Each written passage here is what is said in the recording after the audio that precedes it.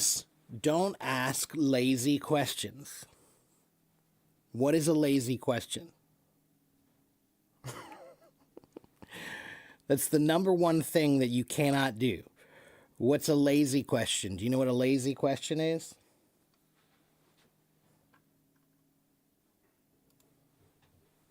Anybody?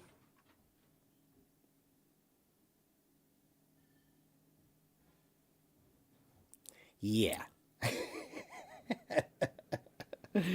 Yeah, that's it right there. How can I be good at this? How can I be a millionaire?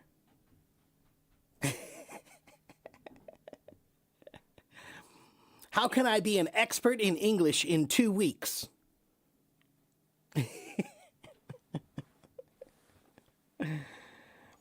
What's my favorite animal?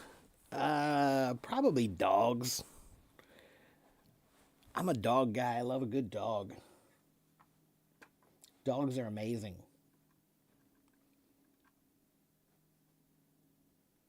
You have to remember, it took thousands of years to domesticate dogs to become what they are to us today. And that's pretty amazing. So there are lots of amazing animals out in the world. But the fact that the dog went through such an incredible period of transformation from wild to domesticated, and not as a food item, but as a companion and helper, that is pretty amazing.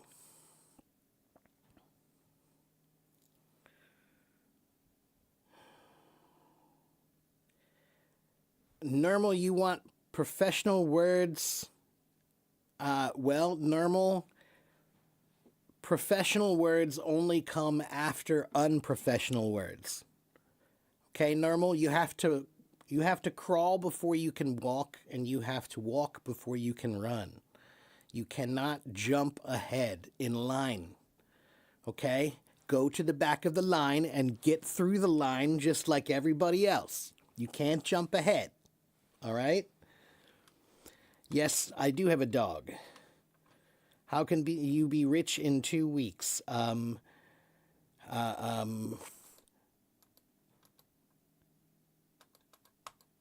don't know, but I can tell you how to be rich in 3 weeks, but not in 2 weeks.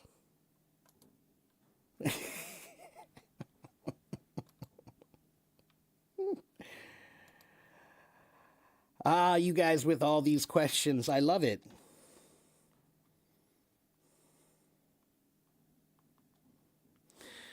And what is this now? Do I have I ever had a Dalmatian? No, I have not had a Dalmatian. My friend did. I've had a couple of friends who have had Dalmatians, but I have never had a Dalmatian. Why am I standing? Because you should stand when you're teaching.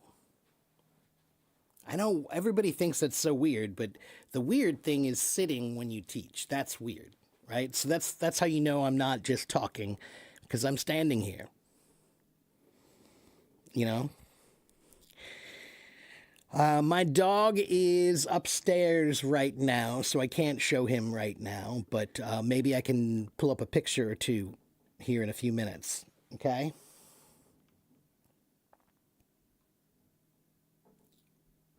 Sometimes you struggle with prepositions in English because in Italian we use them differently, such as at, in, by, on. Yeah, that's common, but see, what you just said is very important. In Italian, you use them differently. So that means that this is a difference between Italian and English. Those are the things you need to pay attention to. What are the differences between my language and English? And then, if you know it's different, you can remember, oh yeah, it's different. Right? You have to recognize that it is different, and recognizing it will help you remember to separate them and do something different.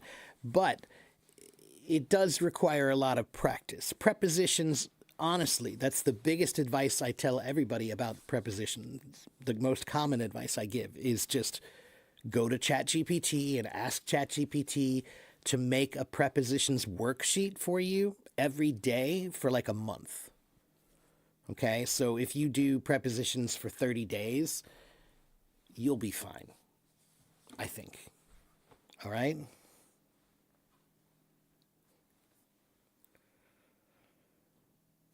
Hello, Wurtle. I'm fine.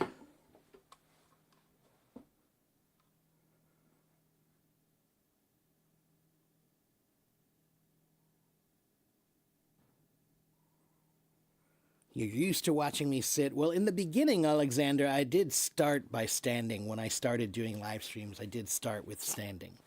But then I just got lazy, I guess.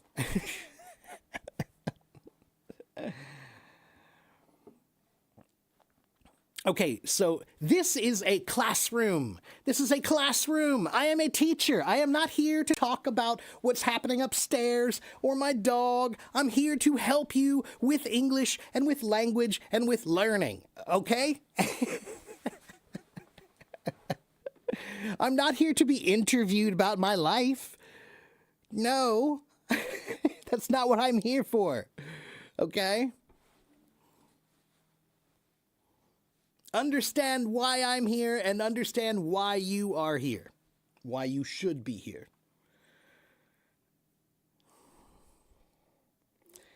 Sakshi, we didn't say domination, we said Dalmatian. Dalmatian is a kind of dog. And that was an area, right? I think.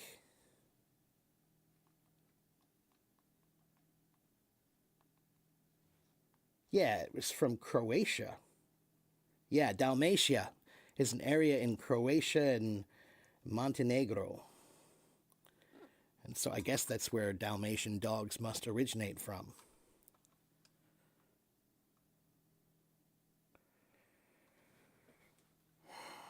How to develop writing habits that also help us to be a good speaker? That's a good question. Okay, so the writing habits that help you to become a good speaker are very simple. For the most part, it's just about organized thinking.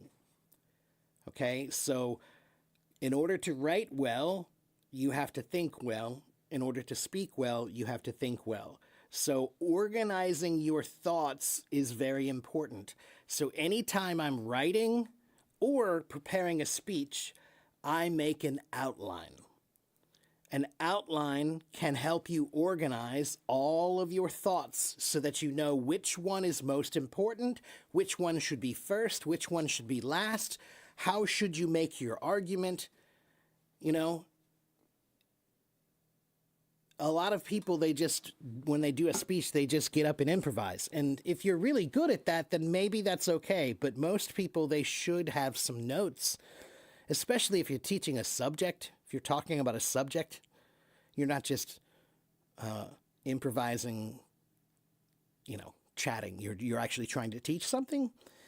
The majority of people should be using some kind of notes, unless you're truly, truly, truly steeped in that subject, which means you know it very, very well. Okay? So, Sakshi, go online and search for how to do an outline. Or outlines for writing and outlines for speaking, outlines for speech. Okay, try looking up some outline websites that will help you with that, okay? You want to improve your communication skills and polite English. So, again, Nirmal, it sounds like you're in the beginning still, Nirmal. There are a million things that you can study in the beginning. Just pick one and do it, okay? So, a lot of people, they come here, and especially the young guys, lots of young guys, they want good English now. Well, guess what, guys? It doesn't happen that way. You have to work for it just like everybody else, and you cannot skip ahead just because you are impatient. Your impatience is not permission to skip ahead. Your impatience is just your impatience.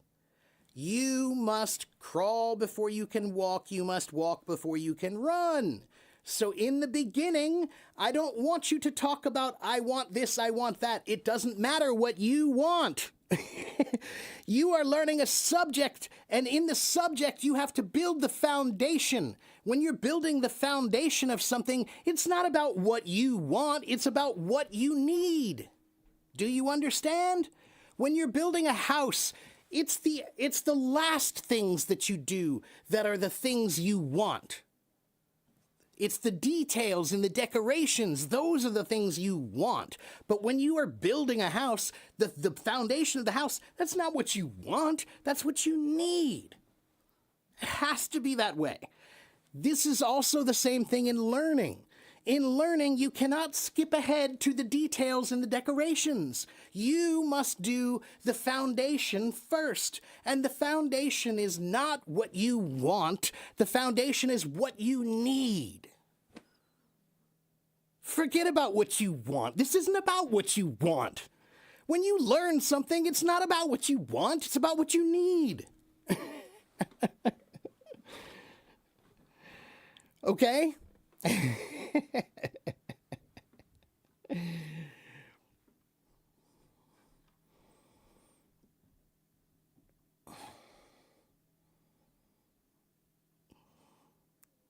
All right. Look at me, I'm already yelling. Short vowels are very difficult for you. Lynn, short vowels, you just need to make your mouth bigger, Lynn. That's really it. Okay? Make the first three. Practice those first three a lot. Ah, ah, ah. And then think of an apple, like you're going to bite an apple, or you're going to the doctor or the dentist. Sorry, the dentist. And the dentist is saying, open wide, ah, right? Or the doctor, ah, right? So open your mouth, ah, ah, ah. That's for A, short A. E is going to drop the mouth a little bit, but not all the way, right? So A, short A is as big as your mouth can be, ah. Okay, then the short E, close your mouth a little bit, but not all the way. Eh, eh, eh. Ah, ah, ah, eh, eh, eh. Ah, ah, ah, eh, eh, eh. Ah, ah, ah, eh, eh, eh. Then the I, close your mouth a little more. I, I, I. So you have ah, eh, I. Ah, eh, I. All right? Then the other two, that it should be aw, aw, aw, aw, like a circle with your mouth, aw, and then and those two sounds is like when you see a baby, what do you say? Aw, that's the aw sound. Then when you don't know the answer to a question, you say that's the last one. So it's ah, eh, I, aw, all right? You are distracting me from teaching you as you did with your school teachers? Yeah, well, I'm not buying it. I'm not that easy to trick. How was my weekend? It was fine. I finally slept a few extra hours this morning, which was nice. I usually have to wake up early to teach, but this morning I got to sleep, which was nice. So,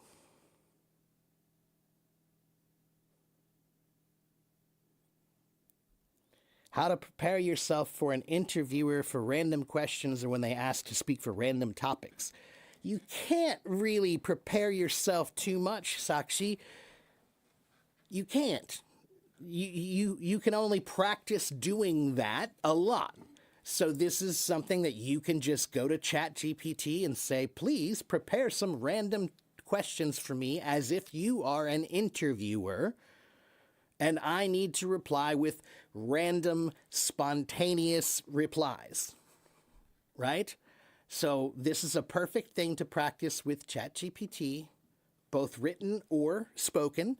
I think it's best to start with writing your answers first so that you can get the idea of how perfect they should be when they're written. Then you can try to do the same thing with speaking. Okay? Ah, wait.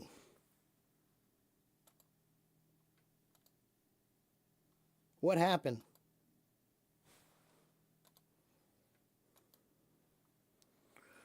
Okay, wait. Now it's good? You can hear me now? I didn't do anything.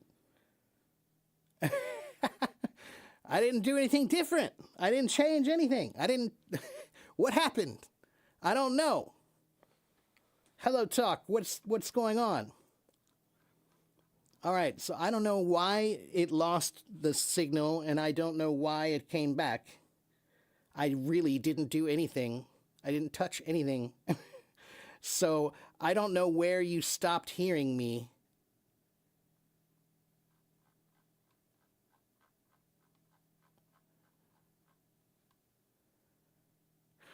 I have to repeat about the vowels. Okay.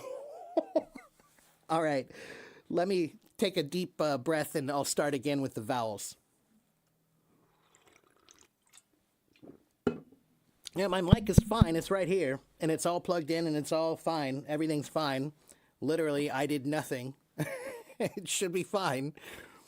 Yeah, I don't know. Okay, the vowels. Short vowels, you have to make them big. You have to make a big, big mouth when you make them. All right? That's the most important thing. So when you make a big A, think about eating an apple or when you go to the doctor and you have to make a big A, right? Ah, ah, ah. Then you have to make the E, just drop your mouth a little bit to make the E sound, short E, right? So big A is the full open mouth. Ah, ah, ah. Short E, okay, is the middle. We'll call it middle mouth. Okay? Ah, eh, ah, eh, ah, eh. Now, I am exaggerating so you can really see the difference between the big mouth and the medium mouth. Okay? I'm trying to make it really exaggerated. Ah, eh, eh. Big, medium, small. Big, medium, small. If you don't make your mouth big enough, then they all look the same. Okay? So then there's the O, the A-E-I-O-U sound, right? The O-U sound in the short vowels. The O sound is aw. So it's a, right? And the aw is kind of like when you see a cute baby and you say, aw, right? And then the last sound, the sound, that's the short U. The short U is the sound you make when you don't know the answer to a question, right? Someone asks you, what's 657 times 322.654? And you say,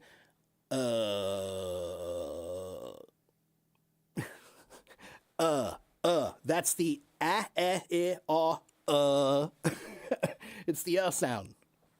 Okay?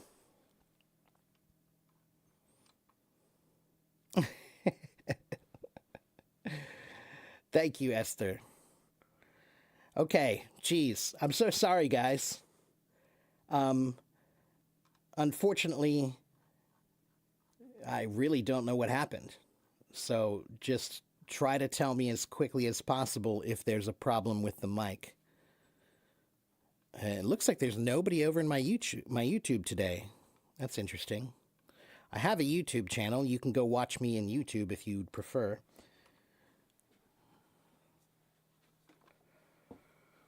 Okay.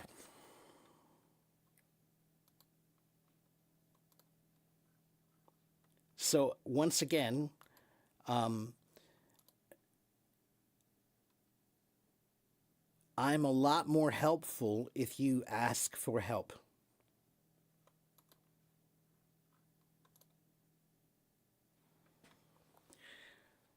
For Spaniards having so many vowels is a nightmare. You only have 5. Is that true, though? Really? That's the way that you guys teach Spanish? That there are only 5 vowel sounds? You don't have... That's interesting. I never really considered it, but I guess that might be right.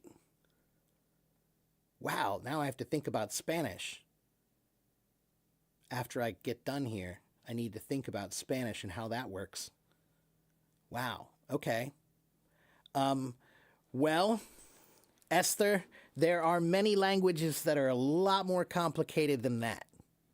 You know, that's one reason why Chinese becomes really complicated because Chinese has tones, and the tones, every sound has four tones. Well, technically, every sound has five tones, and then each sound could be so there's millions of sounds. It's four tones, but there's a neutral tone too, right? So it's technically five, right?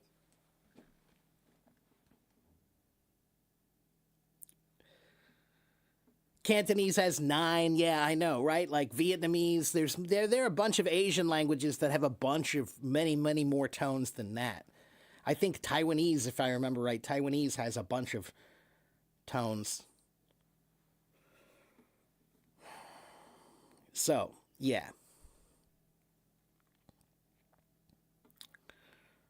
Wow. Okay. Well, but look, this is part of what I'm trying to say. One of the most important things that you need to think about and understand is what is the difference between my language and the language I'm learning. Okay. So when I study Chinese, this is one of the things I pay attention to is what is the difference between English and Chinese and how are they similar or how are they different? And when I know how they are different, then I can try to understand how to learn that different thing.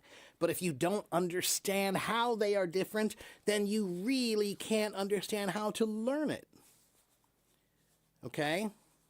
So, understanding where you come from helps you understand where you're going. Okay?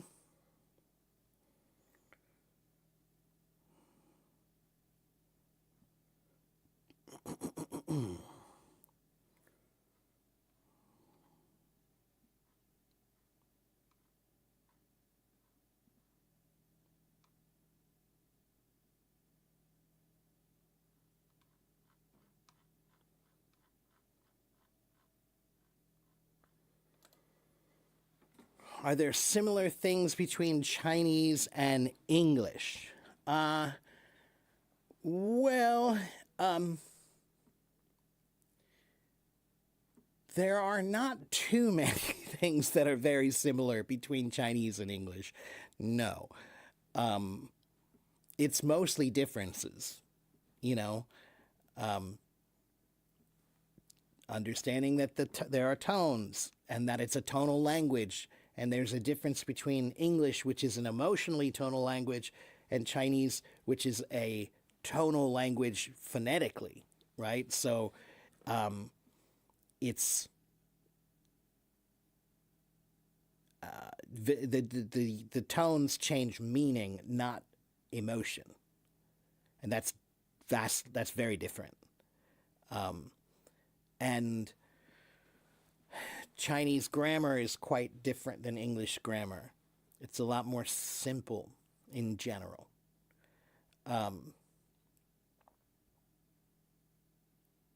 Sentence structure is different. So there are a lot of differences, but that's what I learn is you focus on, okay, well, this is different and this is different and this is different. Okay. And sometimes, Gaia, think outside of yourself. All right. So I am a teacher, and guess what? That means that's actually, that benefits me. Because when I learn anything, every time I learn anything, I always try to think of how would I explain this to someone else? Learning something yourself is one thing. Great, you learned it. Can you explain it? So if you're learning it with the idea of explaining it, you will know it better. So every time I learn something, I try to think about how I would explain it. Okay? Does the vowel U have two short sounds? It does. Yeah, it does, depending on the word. Yeah. What do I mean emotionally tonal language? I mean like Gaia, the word dude, D-U-D-E. If I say only that word, I can change the way I say the word, and it will change the emotional tone of the word, of the entire thing. So I can walk into a room and I could say, dude. And that means like, oh, wow, look, my friend is here, dude. Or I could walk into a room and I could be like, dude. Or I could walk into a room and I could be like, dude.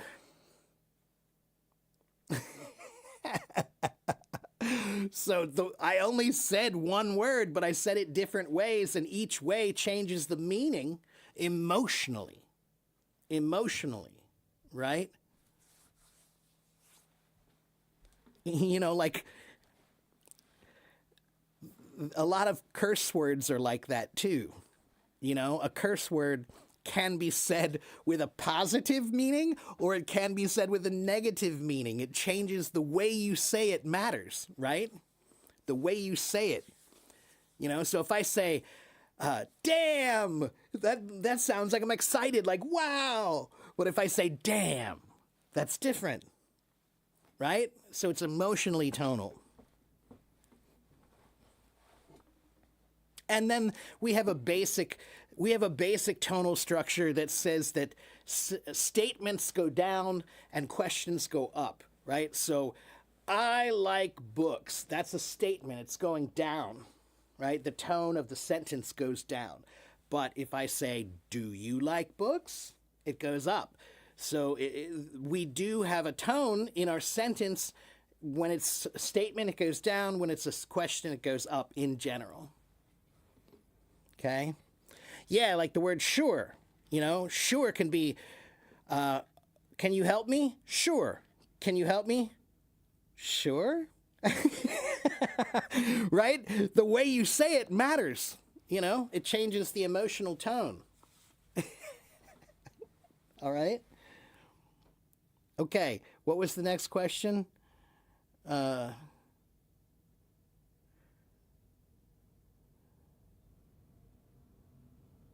You want synonyms. Normal, if you want synonyms, then you need to go to thesaurus.com and start exploring. Go to that website and type in one word you know. Happy, sad, big, short, small, whatever. Type in any word you know into thesaurus.com and then look at all the possible choices. But a thesaurus, when you look at a thesaurus and you look for synonymous words, synonyms are not always equal. They're not always exactly the same. No, synonyms are like family. So in your family, maybe you have a twin brother or a twin sister and they are exactly like you. Fine. There are a few words that are like twins.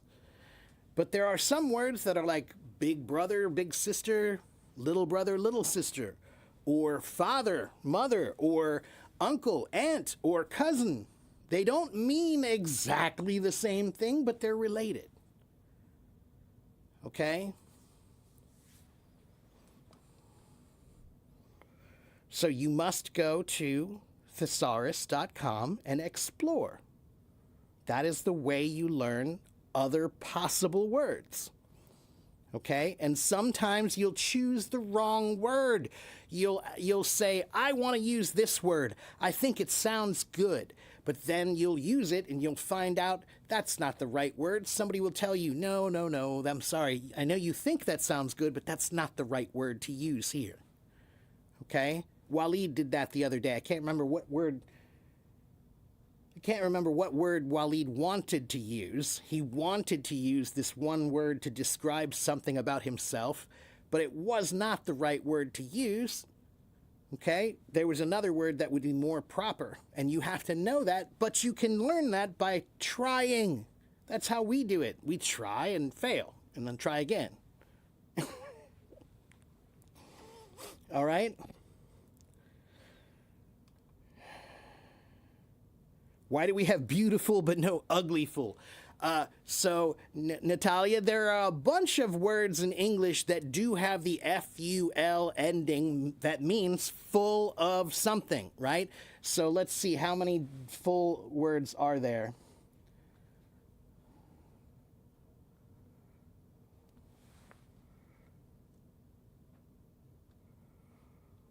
Armful, artful, awful, bagful, baleful, barrelful, bashful, beautiful, bellyful, blissful, boastful, bountiful, brimful, careful, changeful, cheerful, colorful, cupful, deceitful, delightful, disdainful, disgraceful, distasteful, distressful, distrustful, doleful, doubtful, dreadful, dutiful, earthful. There are 142. 142. Belly full is I have a full belly of something. I have a belly full of meat. I have a belly full of food. I have a belly full of pasta. Okay? That's all they mean is full of this thing. That's it. Okay? And Sakshi, I did answer your question about the random questions and random interviewers. Maybe my microphone was not off. I did answer that earlier, though. There is no way to prepare for random questions from random people about random things. The only way to do that is to practice at home by yourself, trying to become comfortable with the language. That's all you can do. There is no secret to being able to speak freely really well. Okay? There's no secret. I promise. Comfort. Comfort comes with experience. Experience comes with practice. Okay?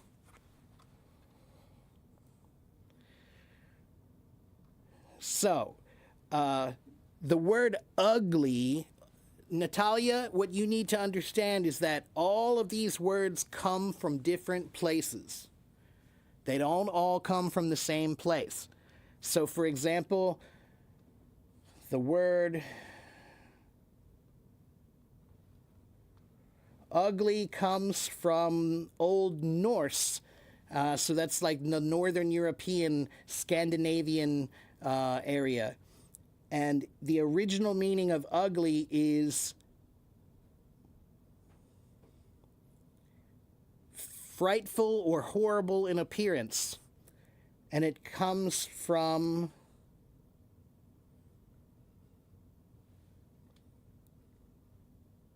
so the original meaning is dreadful, fearful, right? To give you fear, something that gives you a lot of fear. So if you see something ugly, right? So that word, you could say ugly fool, Natalia. You could. Now, does that word exist? If you look up the word ugly fool, is it in the dictionary? No, it is not. Does that mean you cannot use it? Does that mean it is not correct? Someone answer me. If it's not in the dictionary, does that mean it is not correct?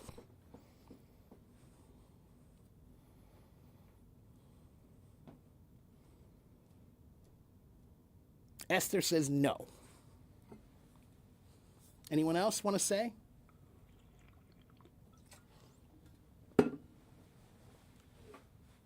Gaia says yes.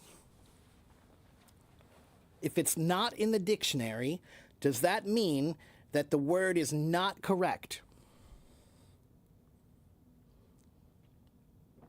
Dahlia says yes. Gaia says no.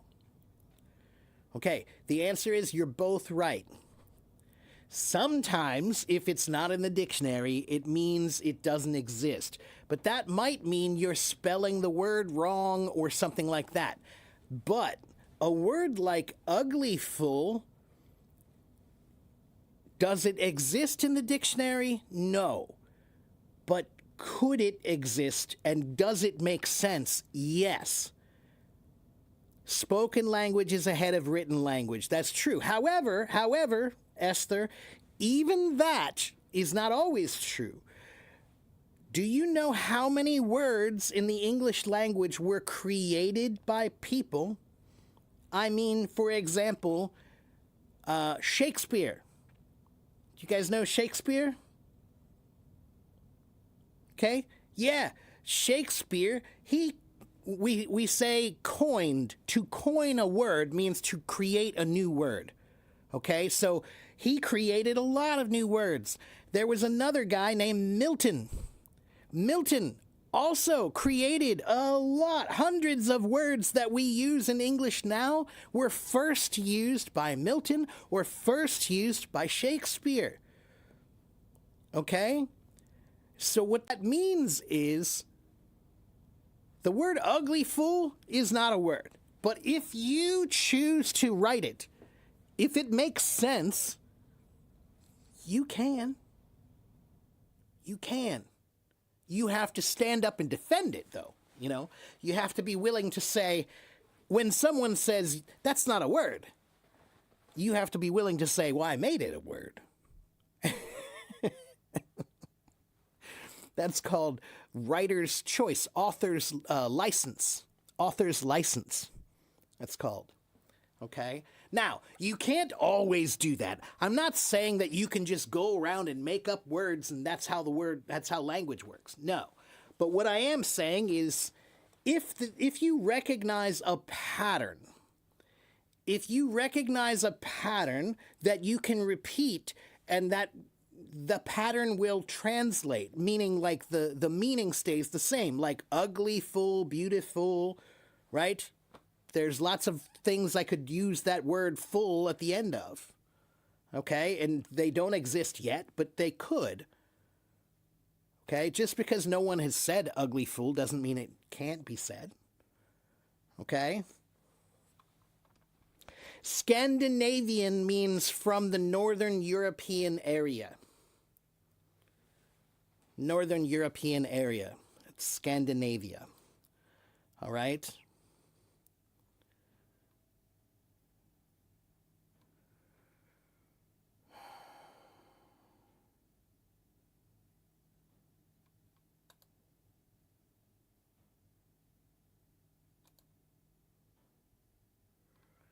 Jaja says, deliver to the current challenges now.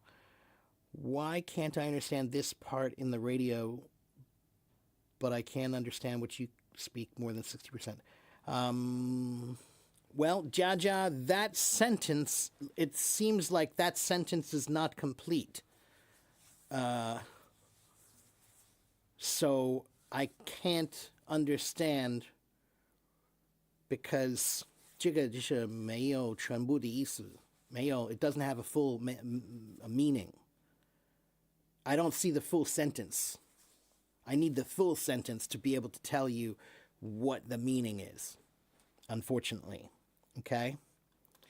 Dictionaries add or remove words depending on the numbers of speakers. Sometimes vulgarisms have been accepted. Yeah, so that's true, Esther, although I don't entirely always approve of that as a means of how language develops. Because, Esther, we also have a saying in English. We say, there's no accounting for the public's taste. Do you know what that means?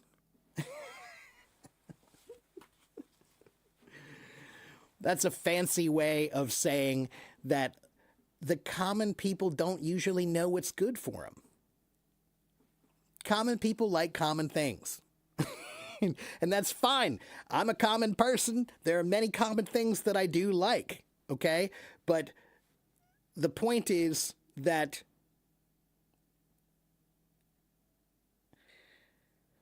just because something is popular doesn't always mean that it's good or right.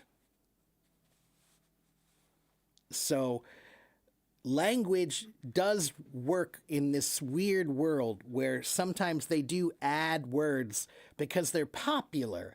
But I don't necessarily think that that's the only thing to consider. because slang words are also popular. But slang words are often not added to the dictionary. Like if you go to the dictionary, you can't you probably won't find, I don't know, maybe I'm wrong. Let's find out. Let me see if this comes up in my dictionary.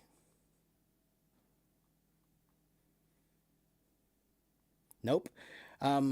It's an idiom, so maybe that's why it doesn't come up. But there are some terms, from a long time ago, right? Like, let me see. Like, what is this? What about this one? Does this come up?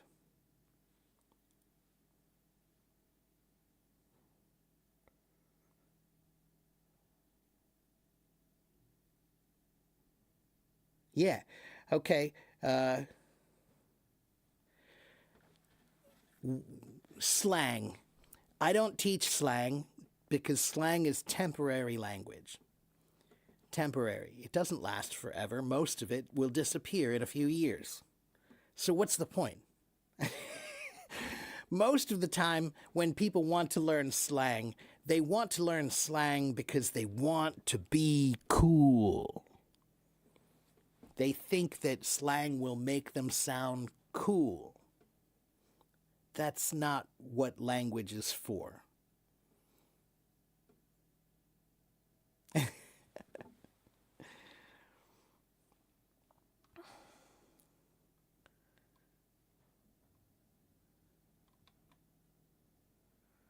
Some years ago, an Italian kid invented a word to describe a flower full of petals.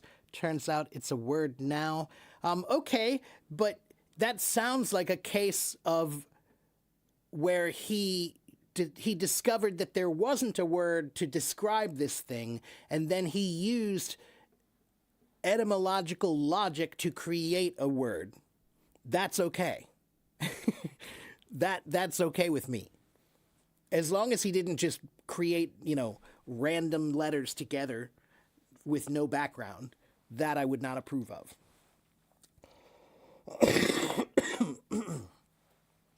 So, Jaja, on the radio, they speak fast on the radio. Most of the time, Jaja, the radio people speak pretty fast. So you should try something different.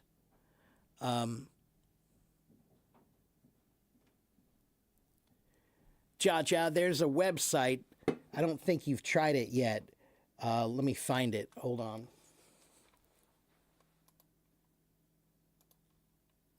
I don't know if you can see it in China, though. I'm not sure. It's called News in Slow English Podcast. This is a podcast that is news, but they do it, it's slow. It's slow so you can understand them. All right, so try that maybe and see, okay? But the radio people, they do speak fast most of the time, okay? They have to. Okay.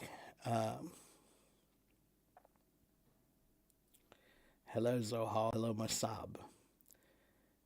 BBC Learning English, sure, yeah, that's on my website too, Gaia. I also have their links on my website. They have a bunch of things for learning that are good. Yeah. Okay. Oh.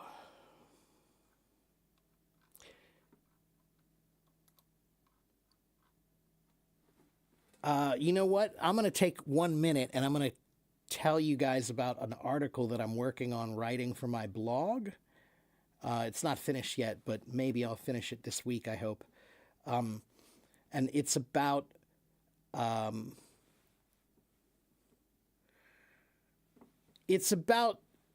the technique of reductionism and framing. NPR is awesome. I love NPR. I listen to NPR almost every day.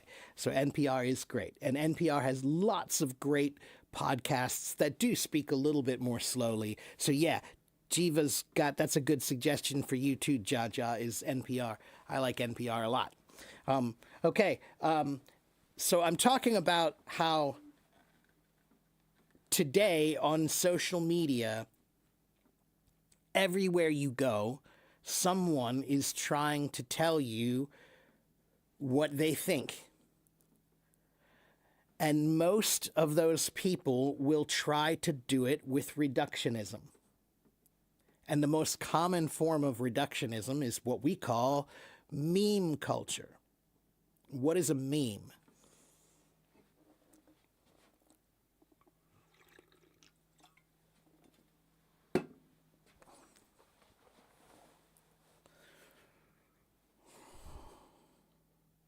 What's a meme?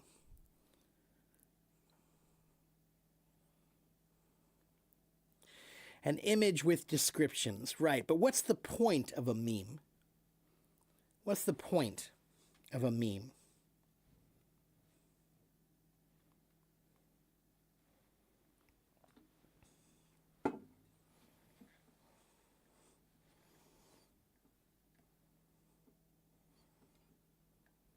What's the point of a meme? Anyone? To create a situation, average? I'm not sure what you mean by that, Jiva. Why do people make memes? Why do people make memes? What are they trying to do?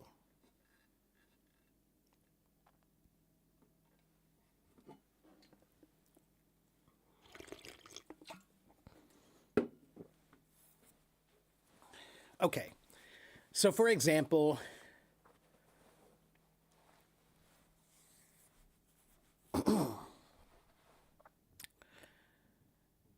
to show off, okay, maybe, okay, but let's say you see a meme and it's like a picture, oh, like the famous picture of Kermit, right, the frog who's sad and he's looking out the rainy window. Have you ever seen that picture? Right, the puppet, the frog puppet that's looking out the window and he looks sad because it's raining outside, right? That's a meme, right?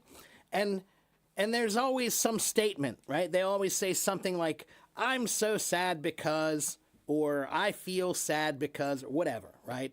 It's some kind of a statement. And yes, sometimes they're trying to make you laugh. That's true, Mona. A lot of times they try to make you laugh, and sometimes they are humorous. But memes are interesting because in English we say a picture is worth 1,000 words. Have you ever heard that before? A picture is worth 1,000 words?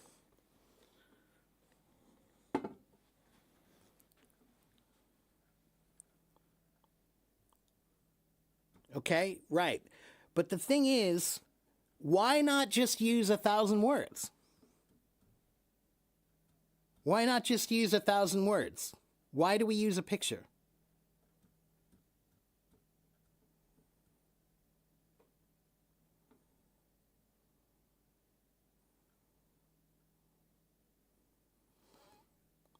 I promise this will be worth it if you just listen.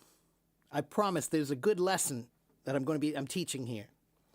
So, why do they use a picture and not just explain with words?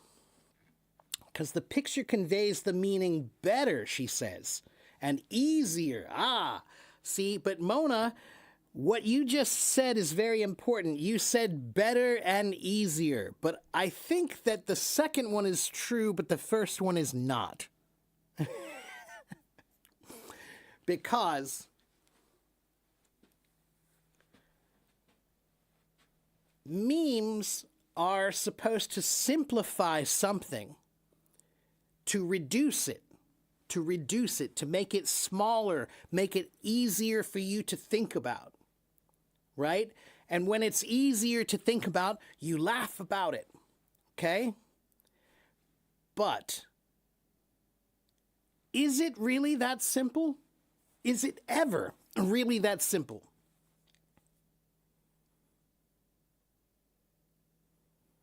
Exactly. No. It's never really that simple. And what they are doing, why do people like memes? I'll tell you why they like memes. Because reading 1,000 words is a lot more work. But you will get a clear picture if you read 1,000 words. When you see a picture and it says a picture is worth 1,000 words, but it matters which 1,000 words you choose. So when someone gives you a picture and says, oh, look at this. This is what it really is. It's simple. This is it. Look at the picture. You're thinking too much. It's not that complicated. It's just simple like this. But they are trying to trick you. It's not that simple. Humans always want to say something is simple because it's easier to think about when it is simple. It's called cognitive load. Cognitive load means your brain can't handle everything, so we don't. Right now, everything in life is complicated. Every single thing in life is complicated. Okay? You are in your house, but your house is in a city, and that city is in a country, and that country is on a planet, and that planet is going through a galaxy, and that galaxy, solar system, and that solar system is going through a galaxy. And when you go outside, whatever you do affects everything, and everything that happens affects everything else. So nothing is ever actually simple. Nothing is ever actually simple. But humans cannot go through life if we think about everything all the time. So we reduce. We reduce our frame to see what we can handle. But sometimes people are trying to reduce your frame on purpose. They only want you to see what they want you to see. So sometimes the meme that they give you, it makes sense and you go, oh, that's so funny and that's so true. But is it? They gave you a choice. Here is a subject. It's very difficult to understand. You can think about it with this. Here's the real answer, but it requires you to read and listen and understand, and that's difficult. Or you can look at this picture, and you don't have to think, and you don't have to read, and you don't have to do anything, and you can just laugh. It's a trick. You have to remember that memes are usually a trick. It's called framing. Okay? When you have a picture of the world, is that picture showing the entire world? No, it's only showing what you can see in that frame. So when you have a picture of a happy family, is that family always happy?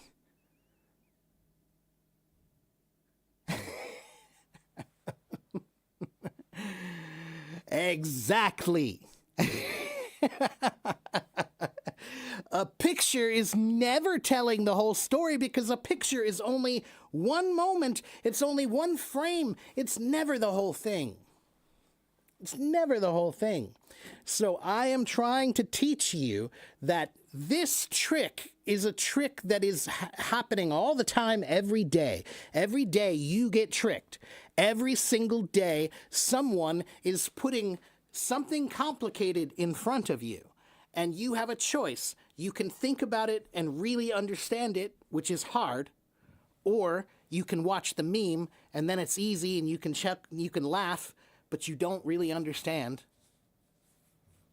You don't really understand. Okay? It's called framing.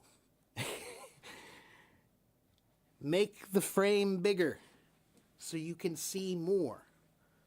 Okay? You need to control the frame that you see. And you need to understand that sometimes people are trying to change your framing. They're trying to change the way you see things so that you only see what you're supposed to see. For that. argument. Okay? Why do we call it a meme? It comes from, it's a psychological term, I believe. 1976. It comes from Richard Dawkins. He wrote a book called The Selfish Gene. In Greek language, they have a word mimesthai, which means to imitate. That's where we get the word mimic and the word mime. Okay, so mimic and mime mean to pretend to be like something, right? So a meme is from this idea of to imitate, right? To imitate, to pretend to be like something. That's where the word meme comes from. But see, look, there's a perfect example. The word meme did not exist before 1976. And it did not become popular until the 1990s? 97, I think. It wasn't until around the digital age that the word meme became very popular. Before that, it was only really in psychology and evolutionary biology. Okay, so I was just trying to show you that, look, I use this trick on you all the time. Teachers use the same trick to manipulate you, but we manipulate you for good. So you come here and you say, this is too hard, I can't do it. And then I will reframe it for you in a simple way so that you go, oh, maybe it's not that hard. Maybe it is really simple, like he said. And now you feel like you can do it because I reframed it in a way that you can understand. I took away the cognitive load. You were afraid of learning this because it seemed hard. I gave you a simple picture to make it seem easy. That's what teachers do. We trick you into learning. But I'm trying to tell you that there are many people in this world that use the same trick, and they are not trying to teach you. They are not trying to enlighten you. They are trying to trick you. They are trying to deceive you. They are trying to manipulate you, and not a good way. Okay? Whenever you see a meme, I want you to remember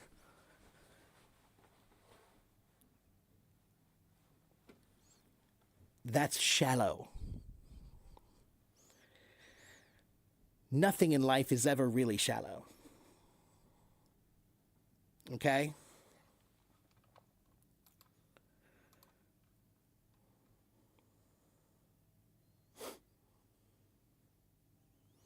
I study images in photography, and pictures have power that images don't have. Okay?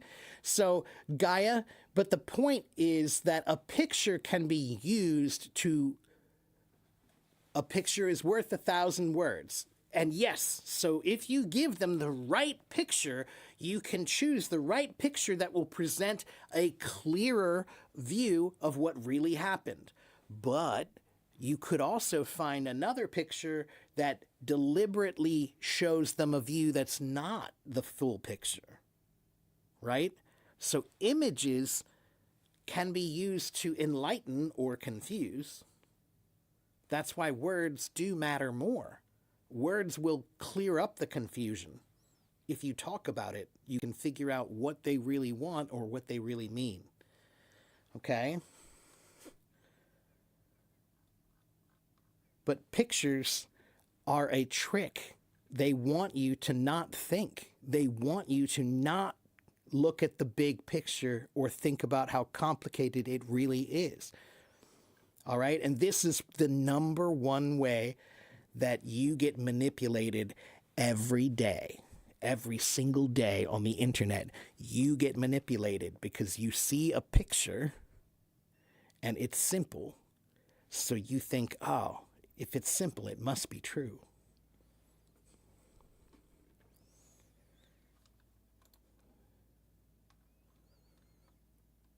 Okay, Now, I have been talking for a while. I'm going to turn on the stage requests. If someone is brave enough to come get yelled at by me. Hello, Julia. Hello, Miguel. Miguel, I forgot to get back to you, man. I think I figured out my problem, Miguel, with the mouse and whatever, or not the mouse, the notification that kept popping up. It doesn't seem to be coming up anymore, so I think I fixed it. ChatGPT is a wonderful way to solve computer problems now, too. I hate computers, I really do, because I'm not a computer guy. So I cannot stand when the computer does not do what I want it to do. But now I can ask ChatGPT to figure it out for me, which is awesome. We lost the big picture by meme. Yeah, that's kind of what I'm saying, is a meme is always a simple trick. And sometimes a meme might be tricking you in order to see a bigger picture that is to enlighten you.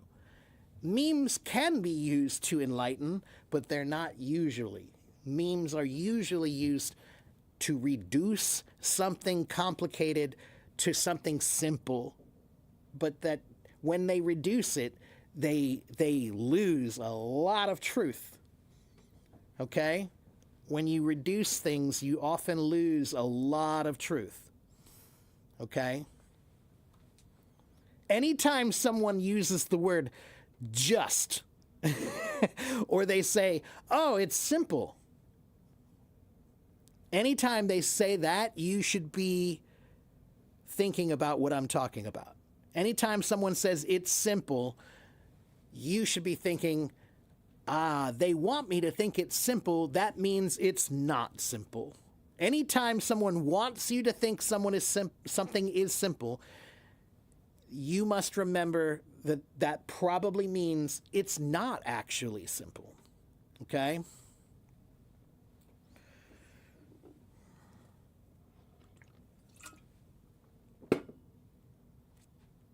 And memes are so lazy. They're so easy to make. They don't require any time. You don't have to make an argument. You just make a picture and then you send it and everybody laughs, but nobody actually thinks about whether it's right or wrong or whether or not it's racist or bigoted or prejudiced or biased or, illogical, irrational. Yeah. Do memes have an expiration date? Because we all know AI rules the world. No. If anything, memes are only going to get worse. Because now you can make memes much, much more quickly with AI. And AI may start making its own memes. As soon as AI starts producing its things by itself, which it will happen. At some point, it will start producing things on its own if it hasn't already. And that's when you need to remember, now there's a computer that might be trying to simplify things. And maybe the computer's not trying to simplify it in a way to help you. But to be honest with you, right now in time, I will trust computers more than I trust people.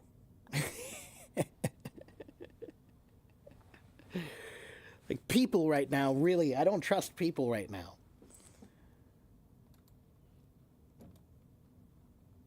I need words. You have to prove yourself to me with words that I know that you're real, because otherwise anybody can say anything.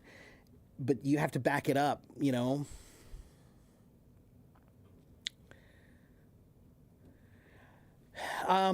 Because why do I not trust people? Because we are in desperate times. And in English, we say desperate times call for desperate measures. What that means is desperate people do desperate things. And as the world becomes more and more desperate, there will become more and more people will choose to do things that benefit them personally but don't benefit everybody. So, Islam, I don't want anybody to prove anything to me. I want you to prove whatever you need to prove to yourself. Okay? And I do not want I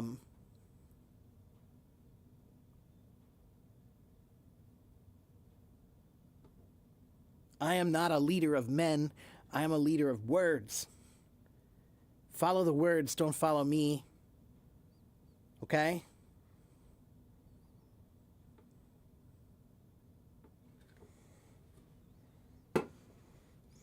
I am not trying to be the leader of anyone.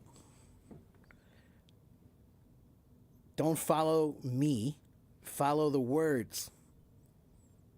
Okay? That's the other thing that you have to understand, is that there are some people who are trying to empower you, and there are some people who are trying to take away your power. There are some people who are trying to empower you, to give you power. But there are many, many people who are trying to take your power away in many different ways, especially on social media and especially with language. Language is the way they take away power, the way they use words to confuse you, the way they use words to trick you, the way they use words to make you believe something that's not true. That's why I'm telling you that words are magic, words are power. They can make you believe anything if you are not careful. Okay? Words are the way that your mind can be tricked.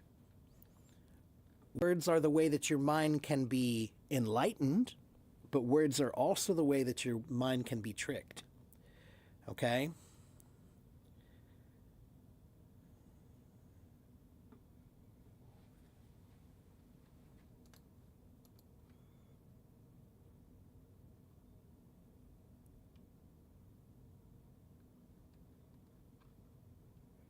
And all I'm trying to do is I'm just trying to get you to understand that it's going to get worse. It's going to get worse very quickly. It's going to get worse. That more and more things you will see online will become very confusing. And more things online will be reductionism. They're trying to make your frame smaller. They're always trying to make your frame smaller and trying to trick you by saying this complicated thing is simple. If you just believe me, it's much easier. And it is. It's always easier to believe the simple thing. But just because it's easy doesn't mean it's right. Okay? Just because it's easy to think about doesn't mean it's right. Okay? Just remember, all things are complicated all the time. Everything in this world, everything that exists, all things are part of a great big picture all the time. But one of my students, they asked me, they said, but we can't think about the world that way. If we think about the world that way and we're always thinking about everything that's happening all the time, we'll go crazy. You're right. You're right. That's what humans do. Humans,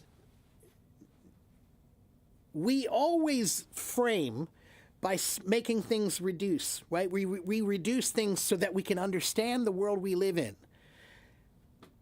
So some reduction is okay, and some reduction is practical, logical, and acceptable. But there is a point where reduction goes too far. Sometimes you're reducing past the truth. That's the point. Sometimes you're reducing past the truth. Okay, so we have to reduce the world because we can't think about all the problems that are happening all the time, all over. Everybody would go crazy if we did that. But you need to remember that when you frame things and you make it smaller, there is a point where you go too far. And now you're framing it too simply. And you're now not being truthful or honest about the picture anymore. Okay, the picture becomes dishonest because it's too simple. That's the point. Okay? All right. Still nobody wants to talk to me because I've bored them all to death.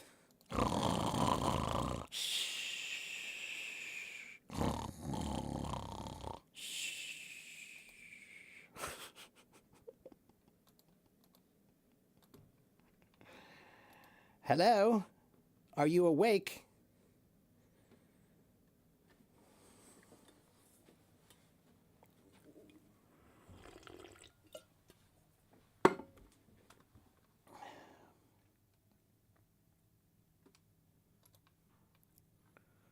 Nope. Yeah, see, I put you to sleep.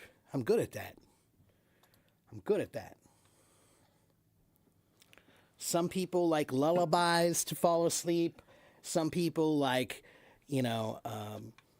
incense or something that smells good to help them fall asleep. But nothing will help you get to sleep better than listening to me talk.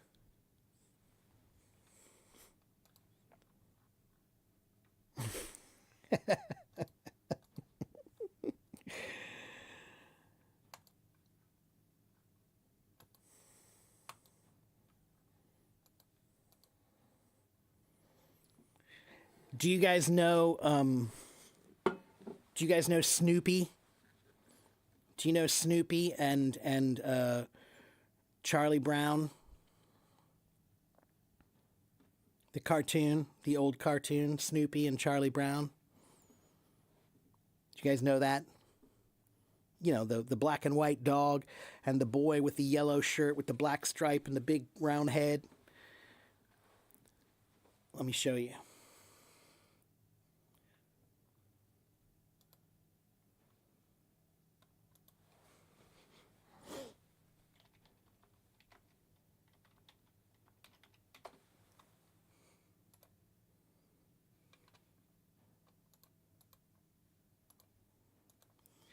This is Snoopy and Charlie Brown.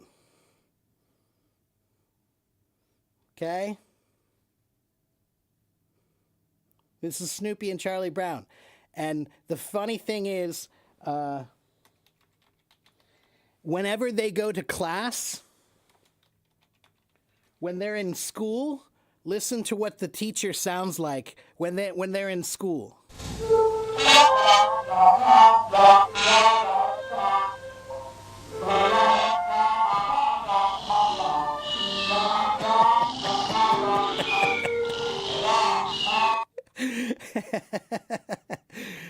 So that's me. Wah wah wah wah wah wah wah wah. Wah wah wah wah wah wah. Uh-oh, what happened to my camera? The Hello Talk is so weird now. My camera's not working again. Let's see.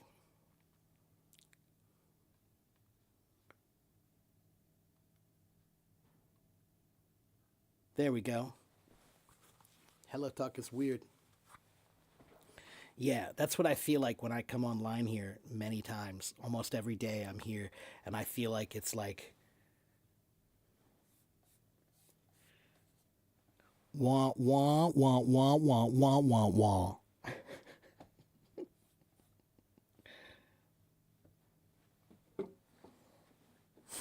That's me. Grammar, wah wah wah wah wah. Past perfect tense, wah wah wah wah wah wah wah.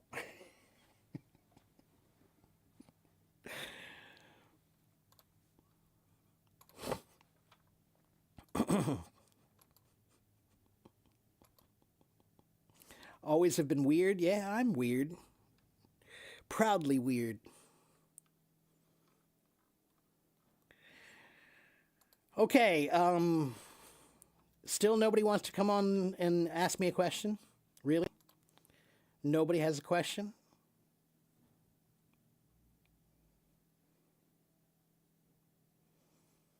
You guys make me feel so powerful because when I come here and you don't have questions, I feel like I have answered all the questions.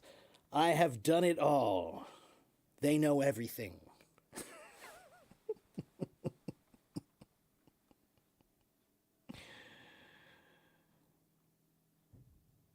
teaching is a hard job? Yeah, of course it is. Of course it is.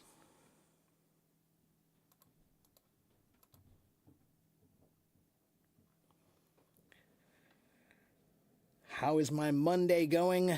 It's fine so far. It's still morning. It's 11:40 a.m. So I will have some lunch after this, and then I will work on my blog more.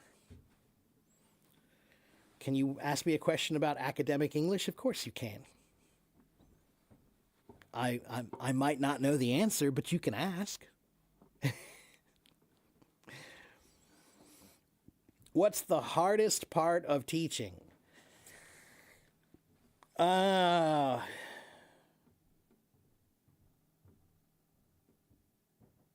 Patience. I think patience is the hardest part of teaching. I always tell people you need patience, you need passion, and you need positivity. The three P's of teaching: patience, positivity, and passion.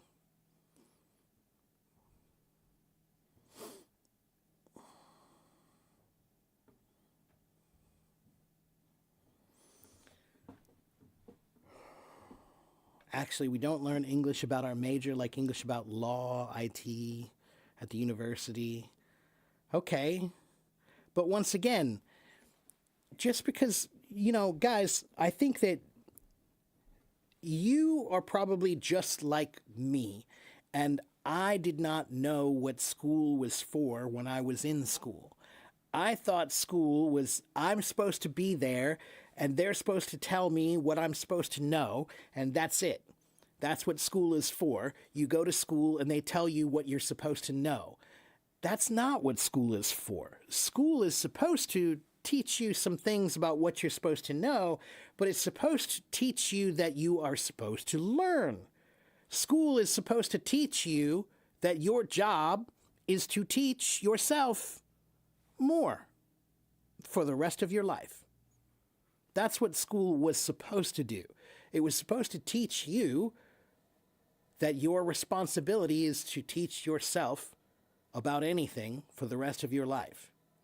Many people go to school and they just think school is just like, this is the information you need to know in the world, and that's all you need to know. God help them.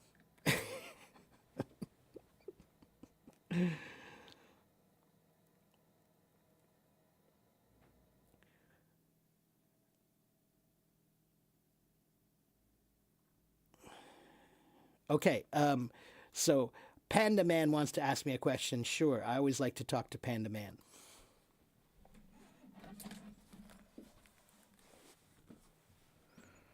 Teacher Mark, Hello, my friend. How are you? hi. I'm good, I'm good. So how are you doing? I'm fine. Okay, thank you for having me again. So yeah, my question is about reading. I'm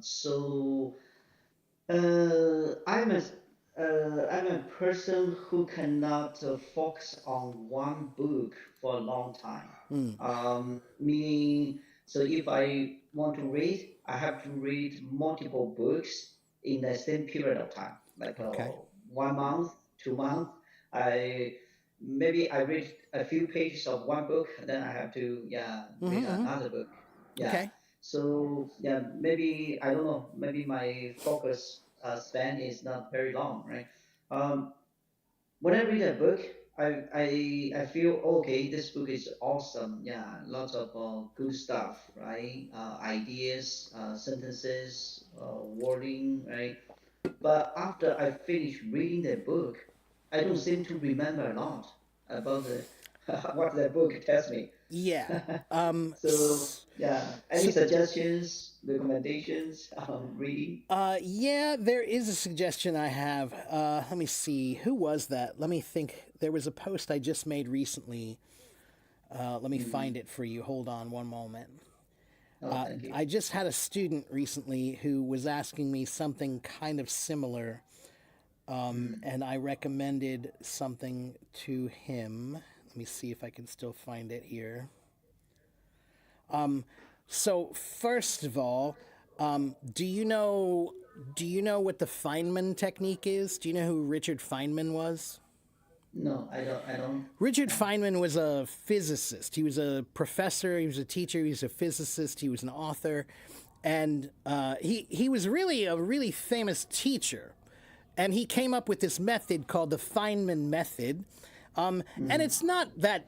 I mean, many people I think have probably come up with a similar idea, but he was one of the first ones who said it publicly, and everybody said, "Oh, that's interesting." And the Feynman method.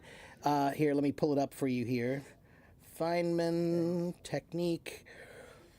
So there are four parts to the Feynman technique, right? So first you choose a concept, then you teach it to someone else, then they will identify the gaps in your knowledge, or you will identify the gaps in your knowledge, and then you have to refine and simplify your knowledge as the fourth part.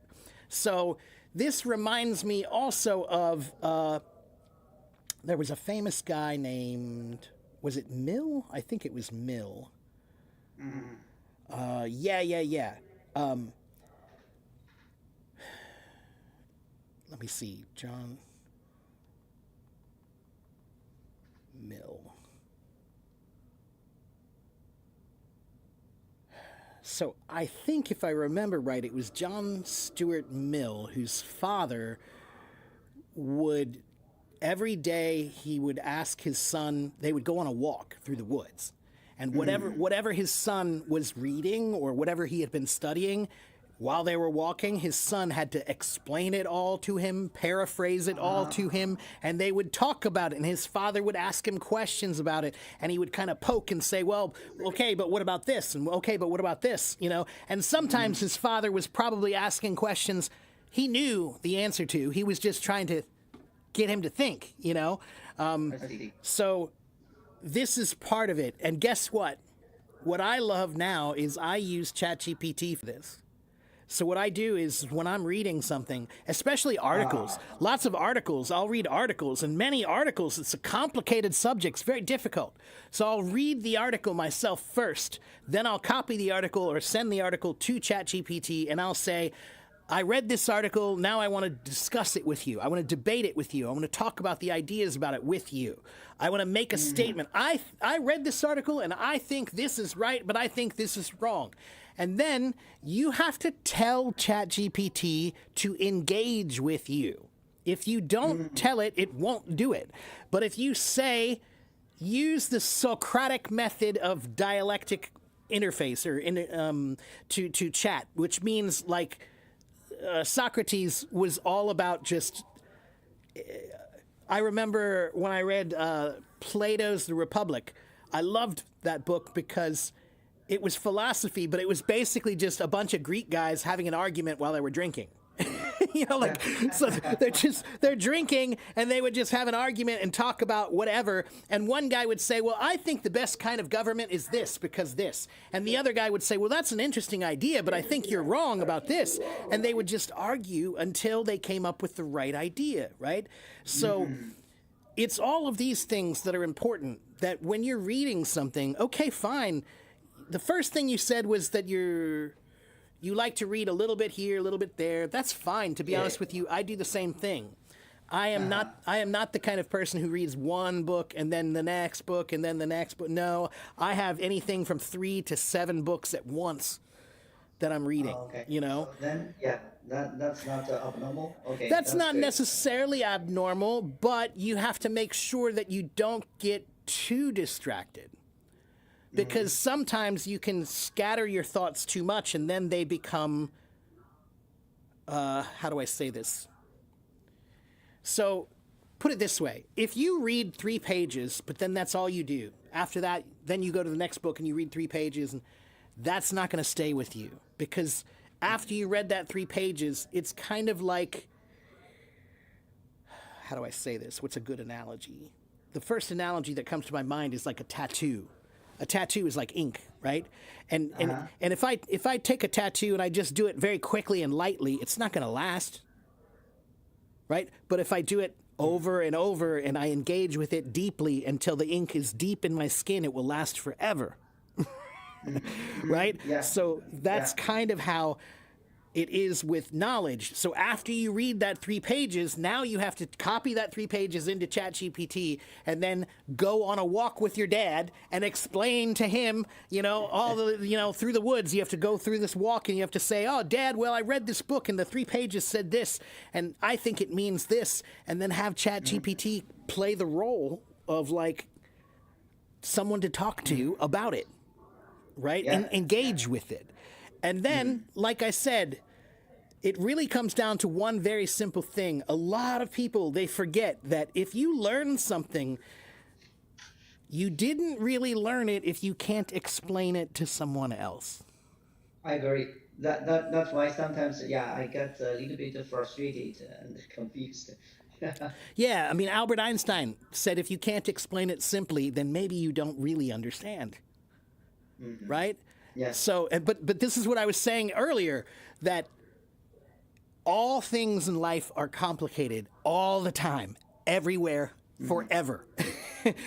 But you have to think about how you can make it simple, right? You have to describe, okay, well, this is the world, but like I just said, these analogies, they pop into my head like that. When I'm trying to explain something, I'll be like, okay, what's a similar idea? Like, okay, how can I make him understand that this is about the depth of knowledge and how if you just write it once on your hand, it's not going to last. But if you put the tattoo in deeply, it will last forever. That's an analogy. This is, like I just said earlier, it's framing. I just used a simple image in your mind to make you think, oh, he's right. Ah, that's right. That is how it works, right?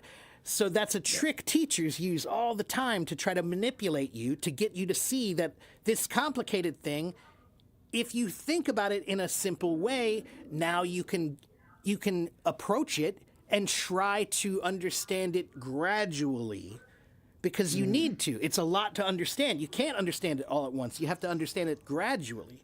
But by using this simple idea in your head, you can now handle it. It doesn't scare you too much. Without the simple idea, maybe that information is like, oh, I can't, that's too much for me. I can't handle that. I can't deal with that. That's too much. Yeah. That's called cognitive load. So that's why Yeah. this is such an important idea is you have to be able to simplify things, but you have to remember that even the simple is always complicated still, right? So whenever you read something, try to think about how would I teach it? How would I explain it? How can I engage with this more? What can I do to talk about it more? You know? Yeah, that's a very good suggestion. So you know what? This I think this can solve at least the two problems of mine.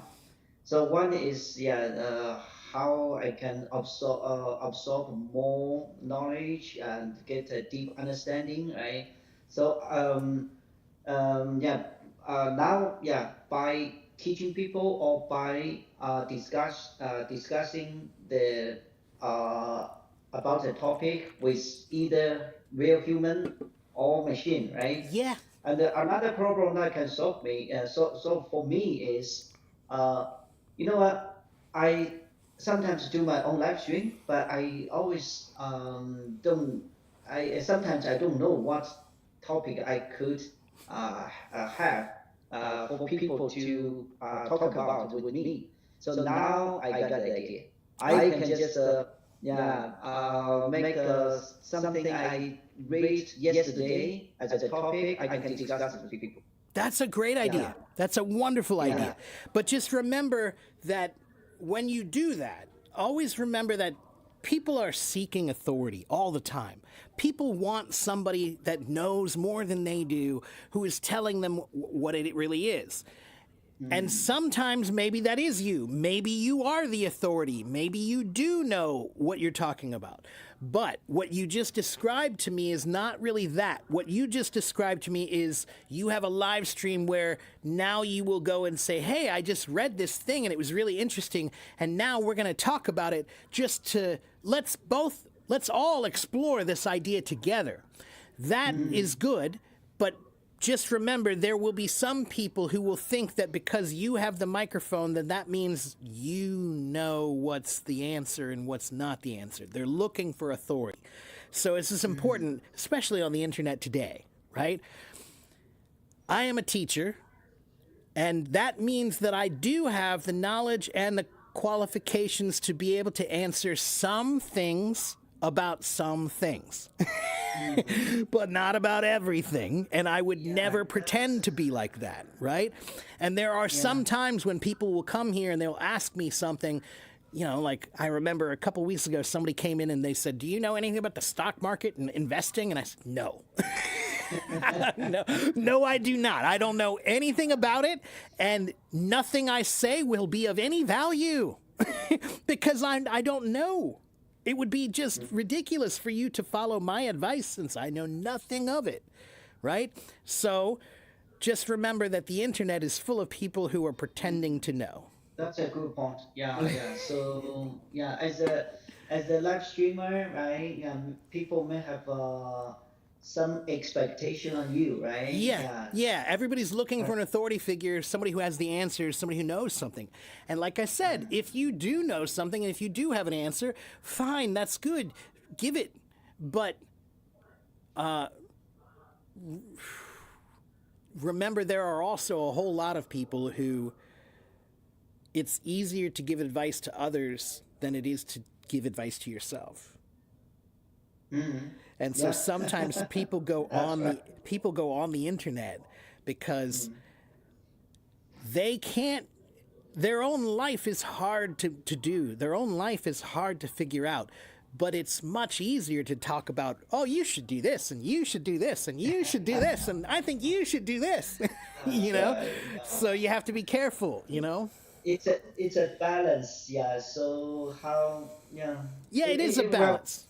yeah, this makes things a little bit more, I mean, complicated, but still, I think that the direction is right. Yeah, So I yeah, agree. I yeah. agree. It's just, I think that we're reaching a point now where technology has reached a very scary place where it's really doing some things we've never seen it do before.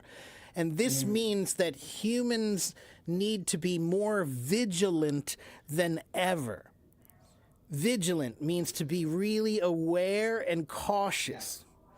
And you have to think much, much more carefully about everything because everything is being simplified and reduced, but nothing is that simple.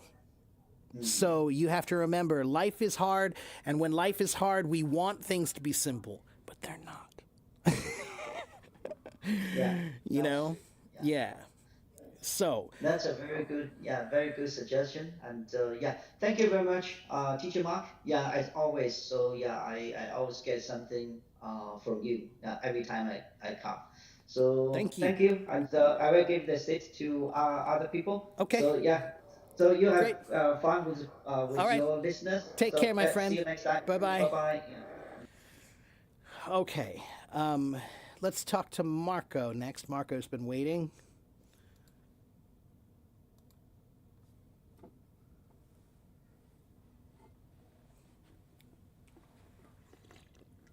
Hi, Mark. You- Hello, Marco. How are you, my friend? Ciao. How are you? Ciao. I'm I have a pretty. question for you. Okay. Hit me. Uh, Please help me. Help me with my son. Okay. So he's 39 years old, 9 years old. So he's at the primary school. They studied English now, by now. At my time, when I was a child, no.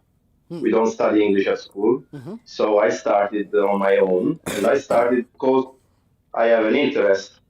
This is something funny, maybe, to tell. But when I was a child, there were some games on Nintendo, Super Nintendo, that was only in English. So I had to. This is a huge for me. Yeah. This is something I want to Mm-hmm. started to understand English, and I started with obviously bright English.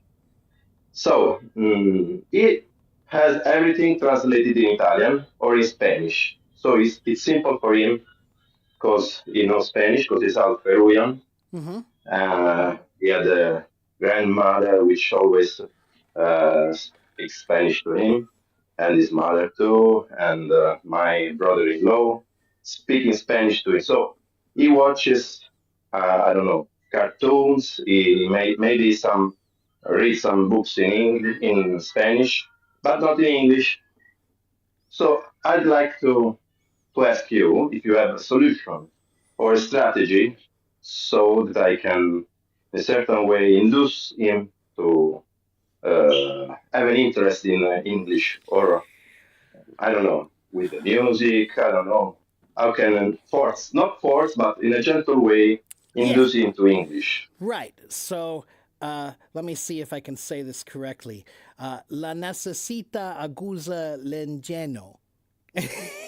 Is it something like that? Sì, la necessità, la La, necessità aguzza aguza l'ingegno. l'ingegno. Yes, that's right. Yeah, it means that necessity is the mother of all invention.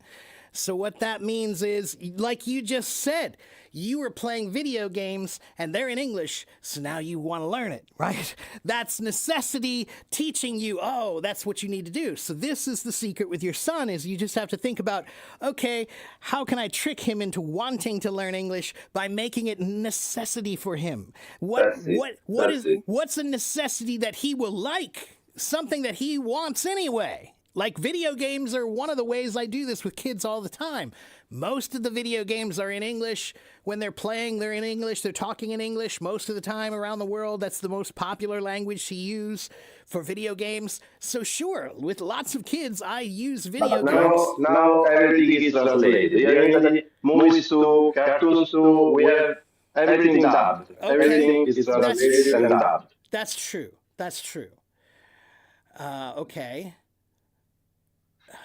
You're right. So there is a point now where technology is kind of making things so easy that you don't need to think about it or look at it or learn it. The only thing I can think about is to have a journey or a vacation Right. So in England alone, without the Italians, without anyone speaking Right. Italian or Spanish. yeah. So let me ask you more about your son. You said he's 9, right? 9 years old. Okay. 9 this year. So what are his interests? Hobbies? If you remember, he played drums. Oh yeah.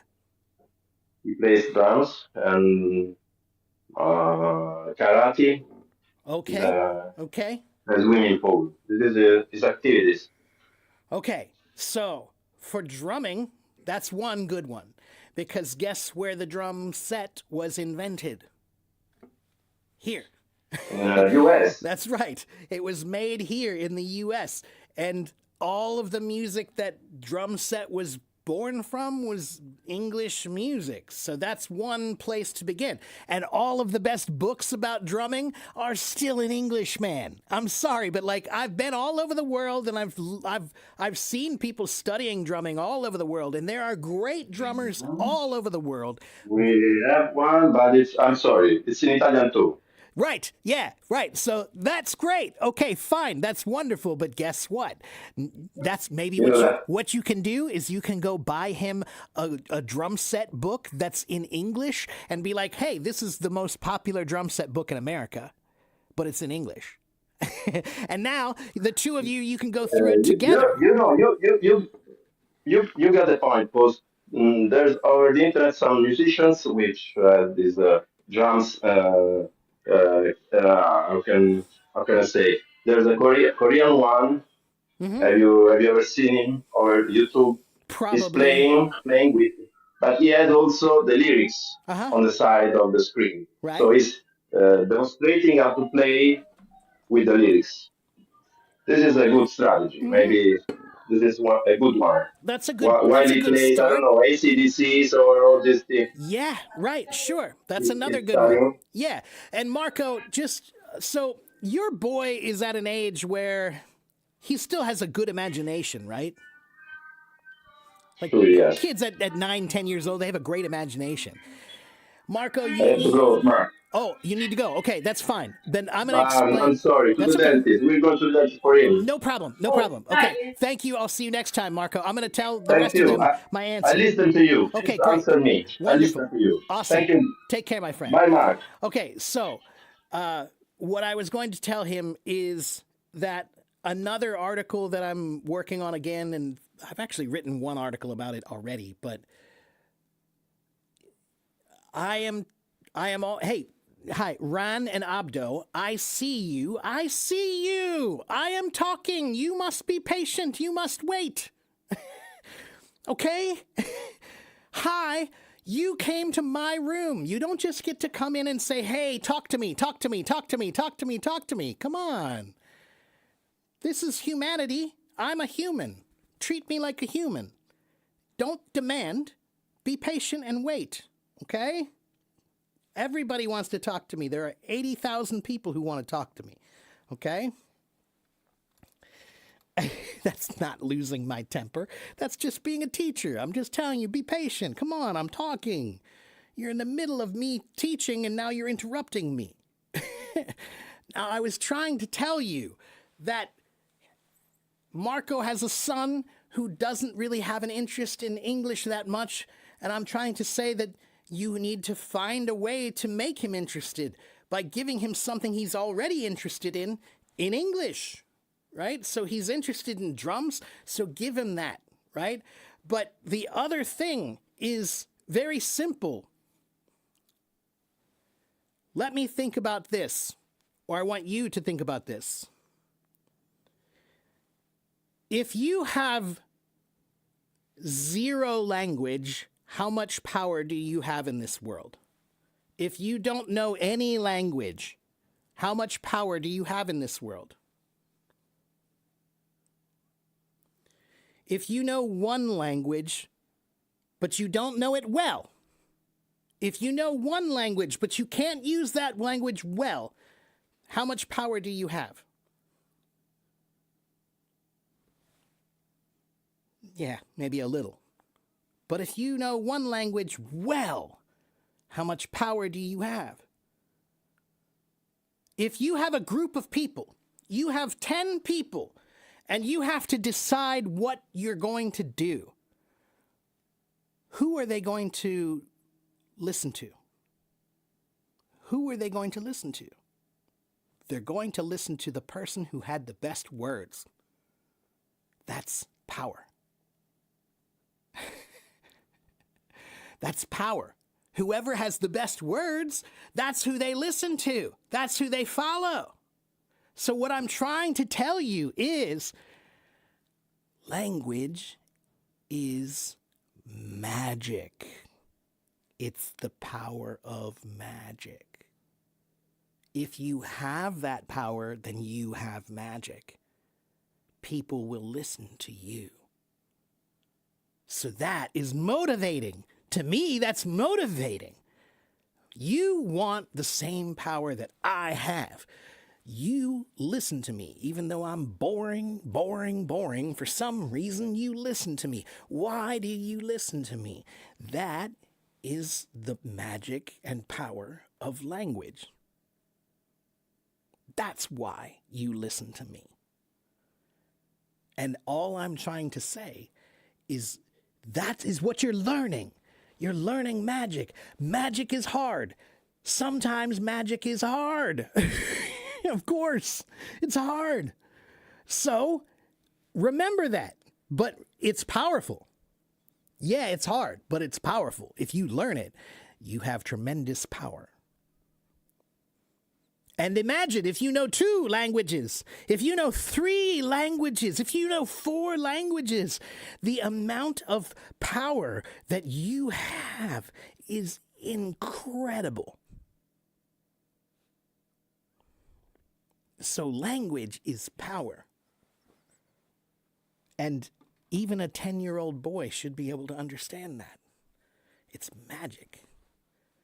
If you have the best words, people will listen to you. That's magic. Okay? Okay, now I'm finished talking about that. So now I will ask Ran to come on stage.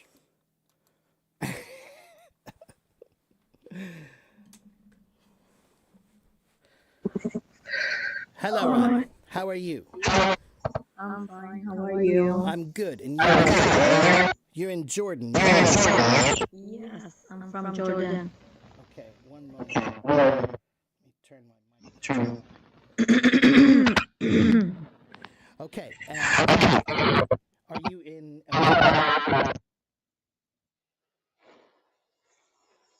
One moment. Take your time. Your voice kind of went low. Yeah, I don't know. How about now? Can you hear me now? Yeah, it's fine. Okay. Okay. All right. So, you're in. Are you in Amman or where?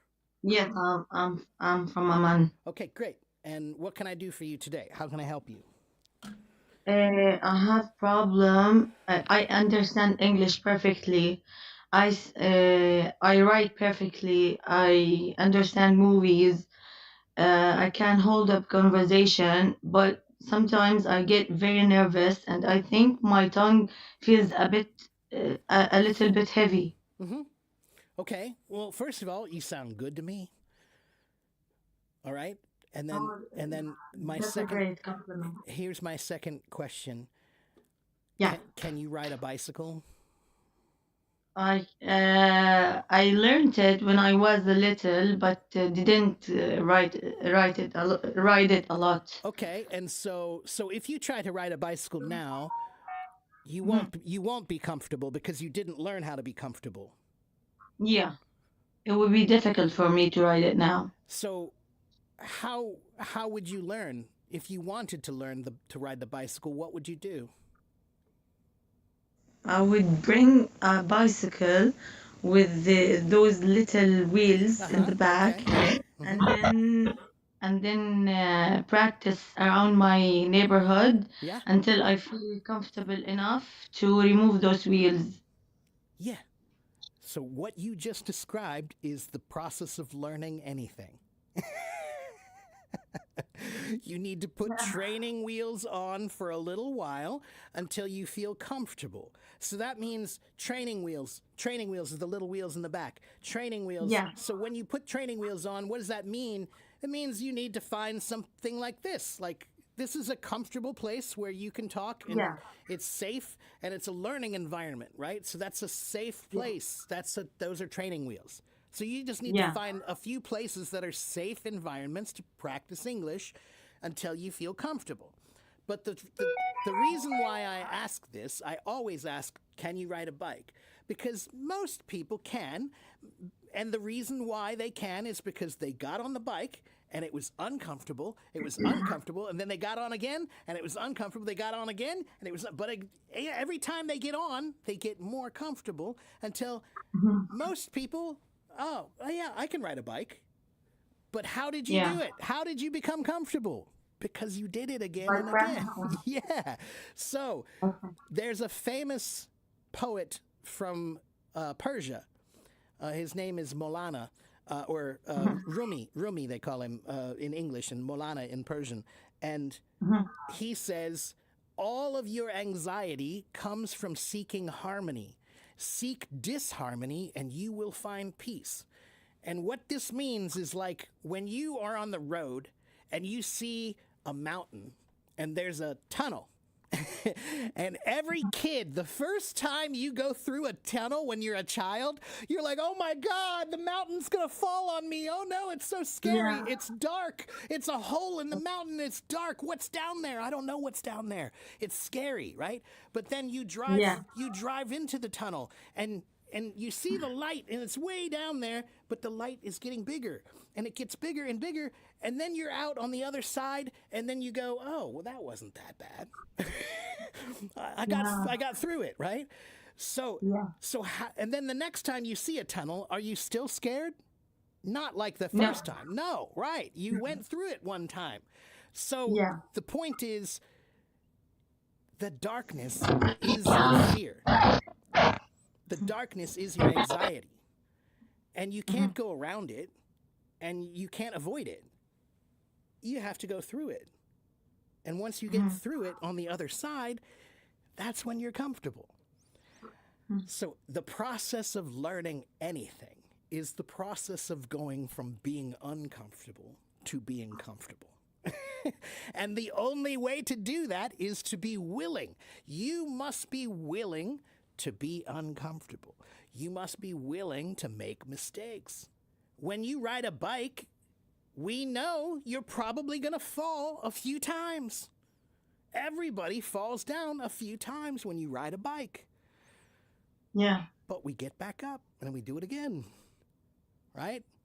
But see, the problem is I get extremely nervous and stressed out. I get an anxiety attack, I understand. and then I jump right into the worst case scenario. Okay, so I'm going to give you two more pieces of advice. One is, well, first of all, you're new here, right? Yeah, I'm new. Okay. It's just my second time on this app. Okay, so I have been here a long time. I've been on this app like 12 years, okay? And I've been teaching since 1994, so probably longer than you've been alive. And if you look behind me, you'll notice I'm a drummer. Oh, yeah.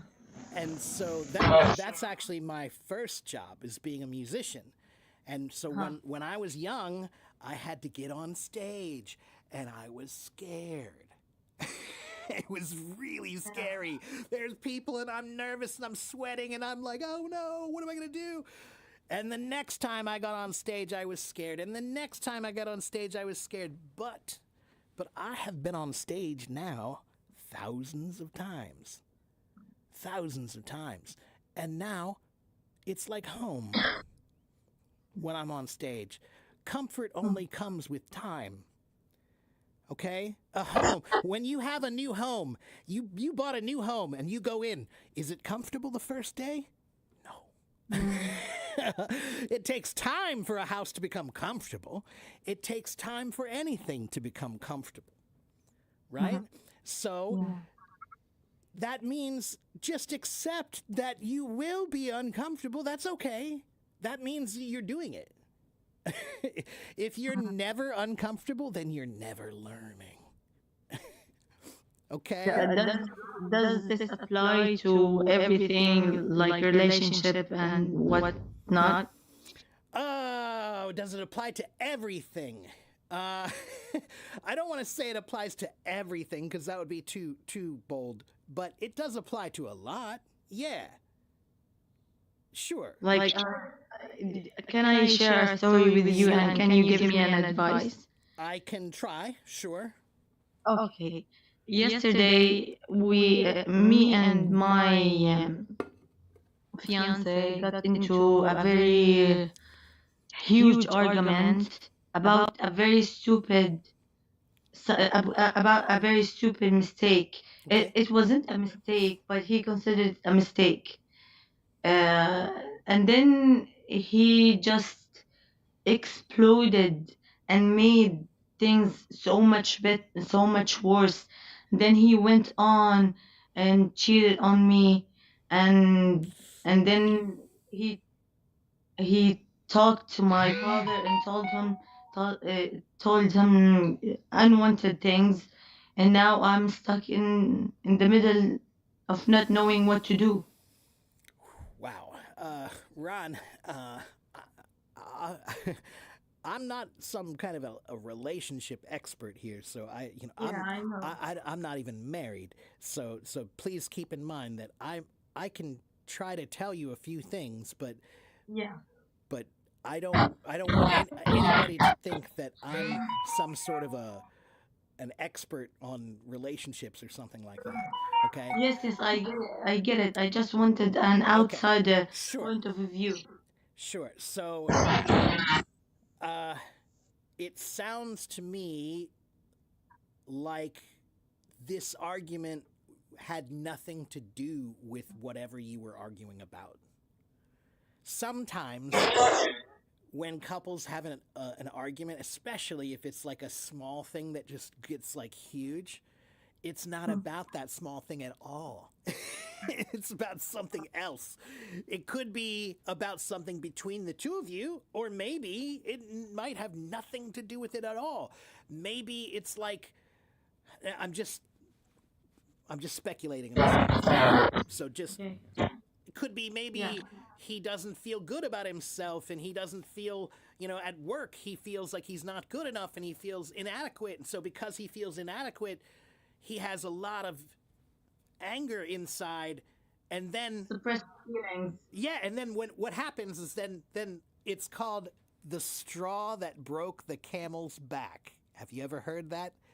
In English, we have a Yeah. saying that when a camel is carrying a load, camels can carry a lot, but a camel, you might put one thing too much, and now the camel the camel broke, right?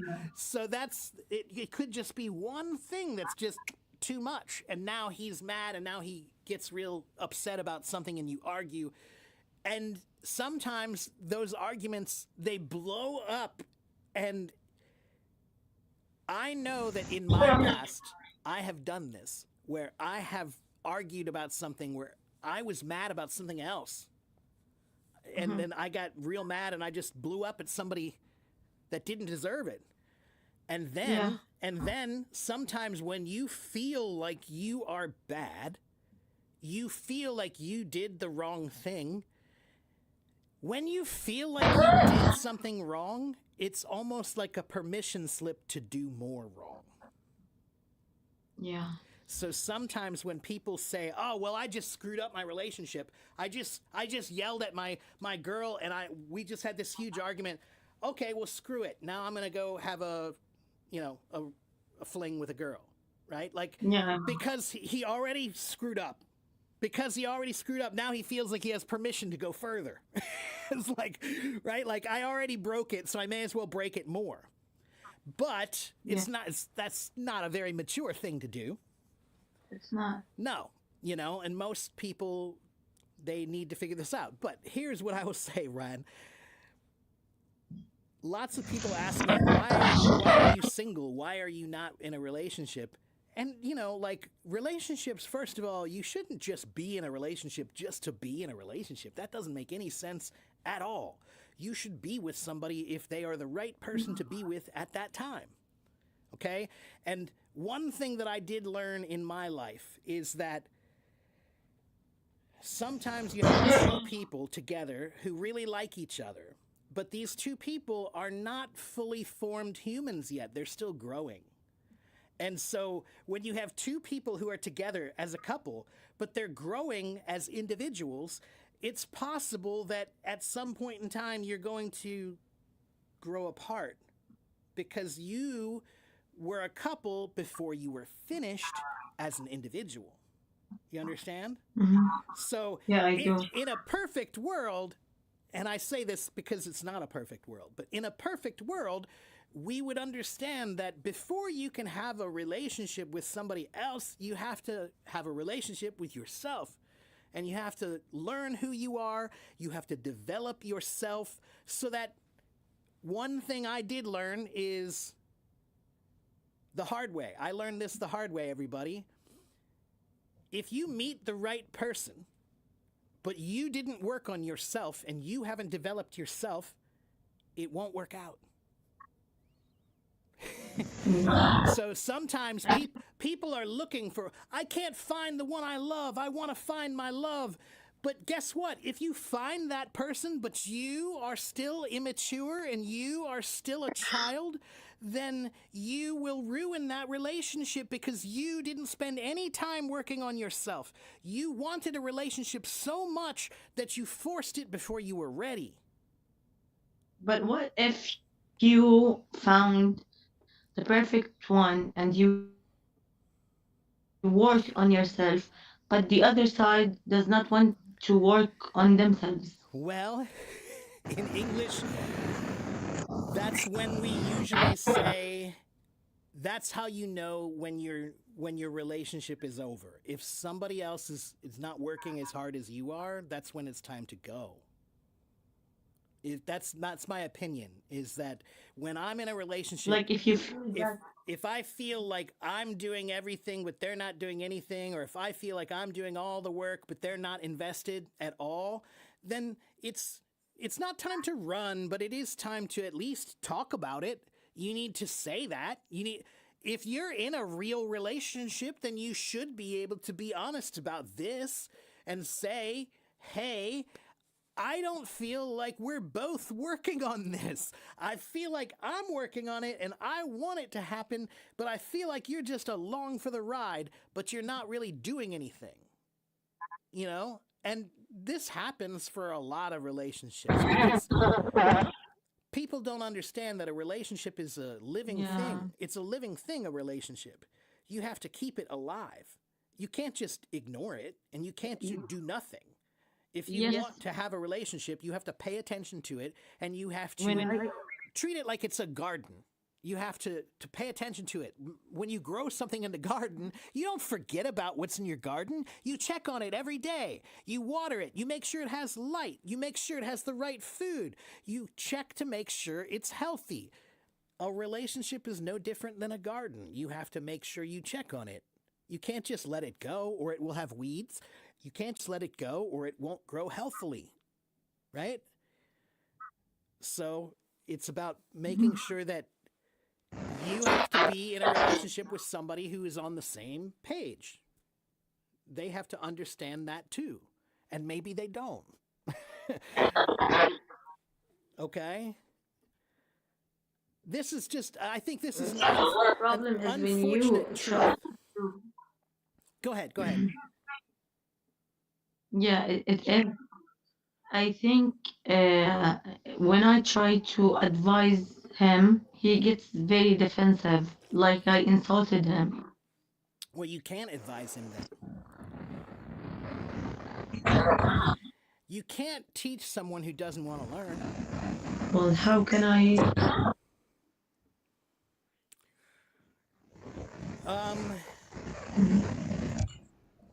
Sometimes, He Ron, doesn't want you have to like he you have to focus just on you.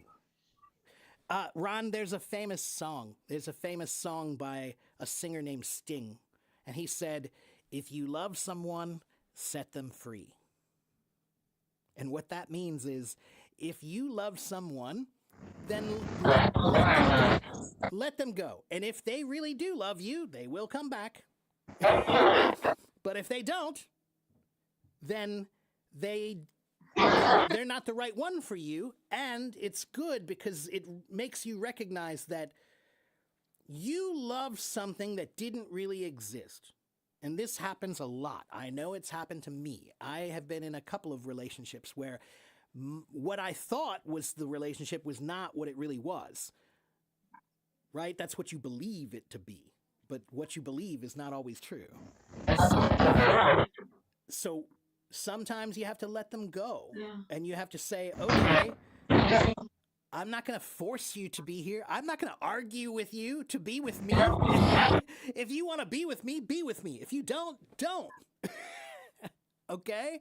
But Ran, I can tell this hurts you. I can tell this hurts you and you want someone, you want him to feel like he cares. But you can't make someone care. So it's hard. I know. He's very cold. Yeah, it might be. Like if I told him, So maybe if you I need. told him that I'm gonna put away for a little time, for a little bit, then he would just say, okay, if that's what you want, Well no then, fights, no hold-ups. well, if he's not fighting for it, then you have your answer.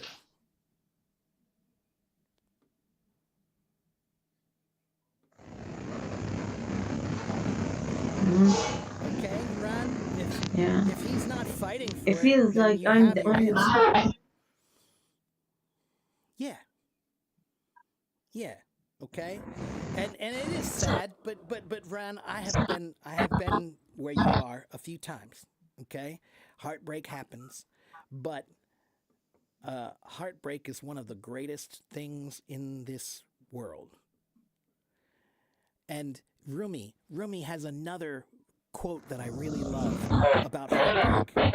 And he says, your heart has to break over and over and over before it can truly open. I think that's brilliant. You know, he said, your heart will How break. many are we talking about? We're talking about Rumi again. That same poet I was quoting earlier from Persia. And that's what he said. He said that your heart has to break over and over and over before it will finally open. And I love that. I think that's very true.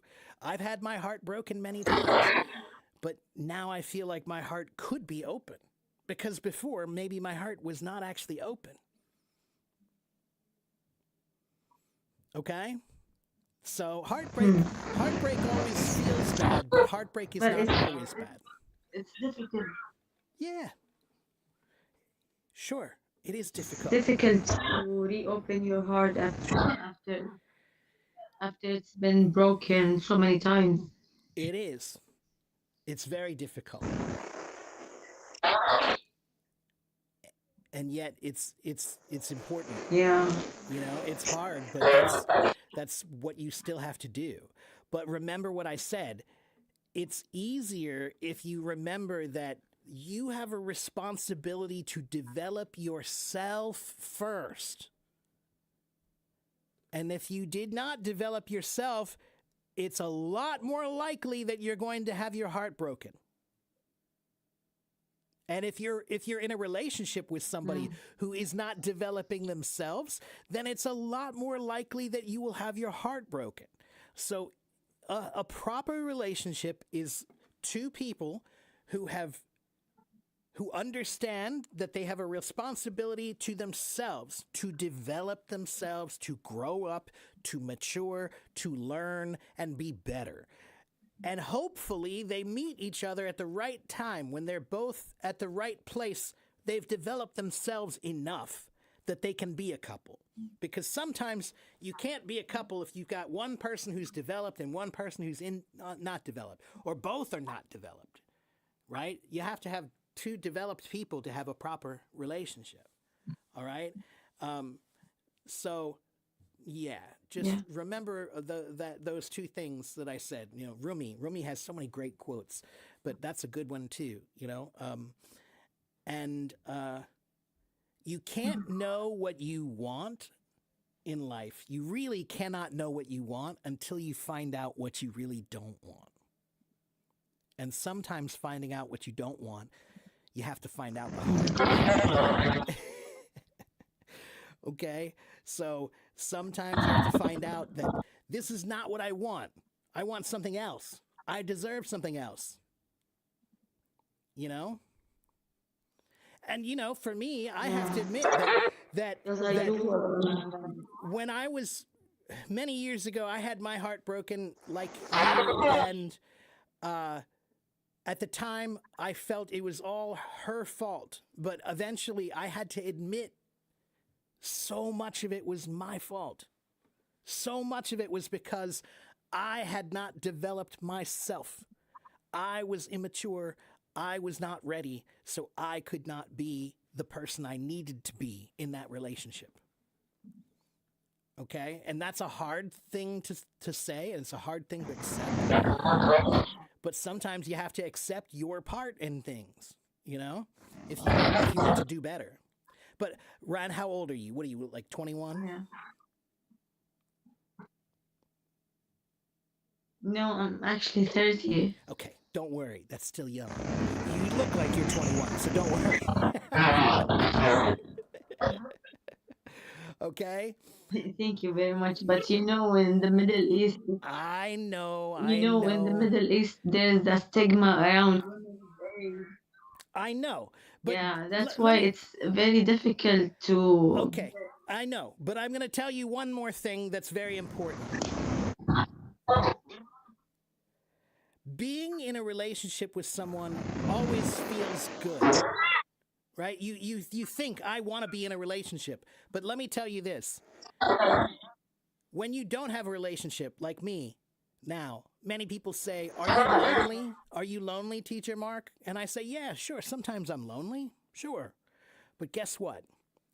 I have never in my life been lonelier than when I was in a relationship with someone who didn't really want to be in a relationship with me.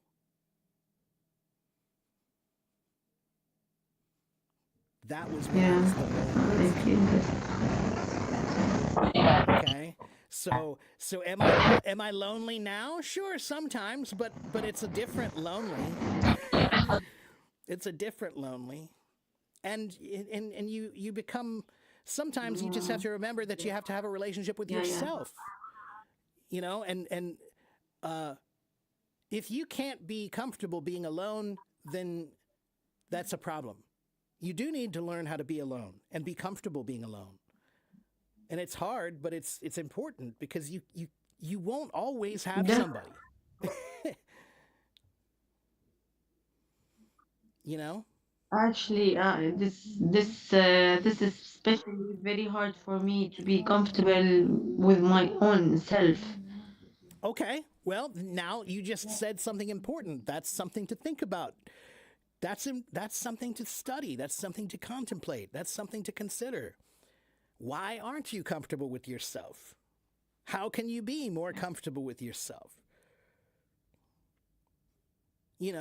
You have a responsibility to you.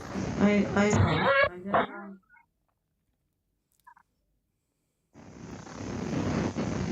Yeah, Okay? but I feel like I cannot be happy alone. If it makes any sense. It makes sense, but it's a problem. Do you understand? It's like Yeah, yeah, I do. it's like when you're a child, okay? Like I remember when I was a boy, sometimes my parents were working when I came home from school and there was nobody home and you're there by yourself. And it's an interesting feeling because on the one hand, you feel like, yay, independence, I'm free, no parents to tell me what to do, like, yay.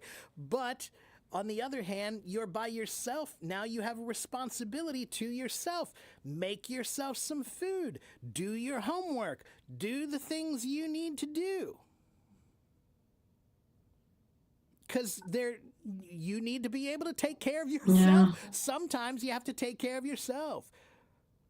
Okay, so I always try to remember in life you need to be two people always. You need to be the student and the teacher. All right? So sometimes you're the student and you're learning, and sometimes you have to tell yourself, "Hey, you know what? You need to grow up. You're the teacher, teach yourself how to grow up. How to be better." That's the responsibility to yourself. Everyone has a responsibility to themselves to be better. Not better than him, not better than her, not better than anybody else. Your responsibility is to be better than the person you were yesterday. Whoever you were yesterday, yeah, be better today. All right? yeah, So, I so understand. Ran, Yeah, I understand. That's listen, I want to completely. do one more thing for you, Yeah, okay? In my culture, when somebody is yeah. hurting, we do this. We give a big hug, okay? So I'm sending a big hug to you all the way to Jordan, all right? I'm sending a big hug, all right?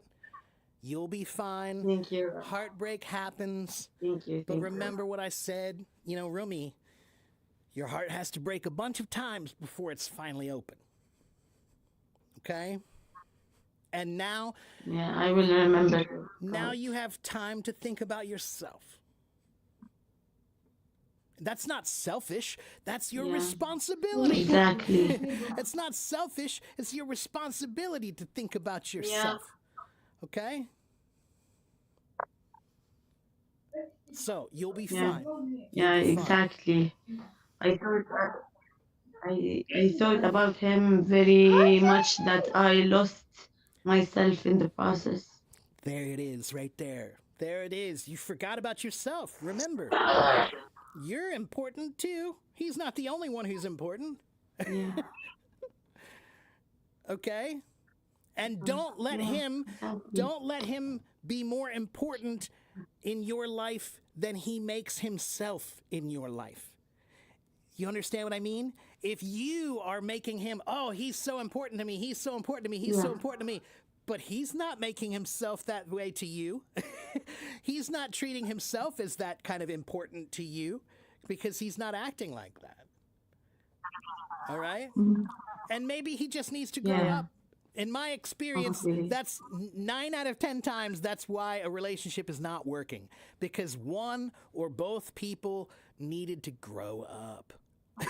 That's really it. They just weren't grown up enough, and now they're in a Yeah. relationship and they're trying to have a relationship like a grown up, but they're not grown ups. Yeah, yeah. He still acts like a child. Yeah. You know, you have to remember that maturity is all an act. All maturity is just an act. Either you're Yeah. acting immature or you're acting mature. There's no choice. It's like, okay, but people do Mhm. both all the time. Mature, like adults, there are many adults who do immature things. And there are many children who they say something very mature, like, wow, that was very mature for a child. You know?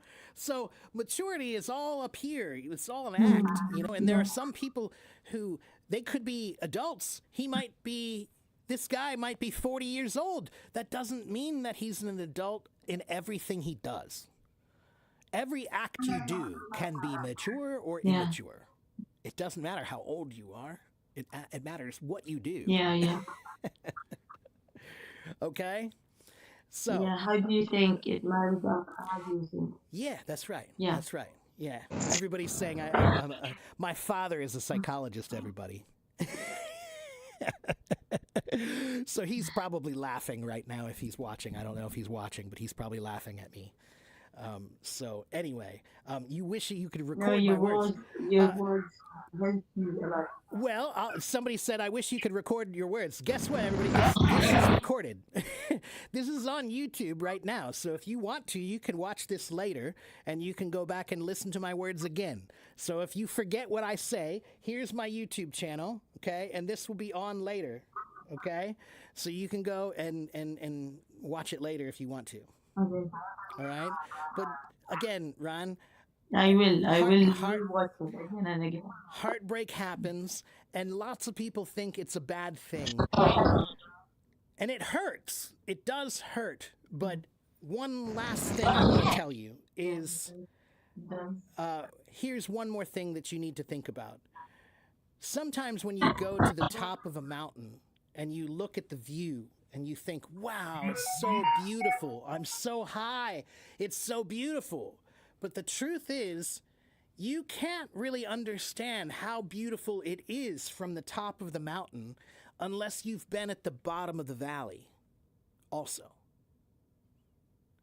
Understand? So in life, Yes, when you exactly. have heartbreak, Yeah. heartbreak is the valley, heartbreak is the bottom, and it hurts. But because you've been down there, when you get to the top of the mountain again, it's going to feel that much better. Okay, because you're gonna look like now I can really see. I can really see everything, right? So, what we say is, if you've never been to the lowest valley, then you don't really know how high the mountain is. Okay, Yeah, exactly. Exactly. Okay. so So it's okay. thank you so much for your time, Heartbreak is and good. I really, You're welcome. You're welcome. I didn't expect to be giving you yeah, relationship I advice. really, but your words really got me through some things. All right. Well, thank you. I appreciate that. I'm glad it helped. I'm glad it helped. So go forth and smile and just, Thank you so much. just remember that tomorrow is another day. Okay? Yeah, All right. exactly. Thank Okay. you so much for You're your welcome. time. Thank you for putting me on stage. You're welcome. And I'll see you next time, I'll okay, see Ron? you next Okay. time. Take care. Bye bye. Okay. I always think it's weird when people ask me, like, life advice. I don't know why. My life is a mess.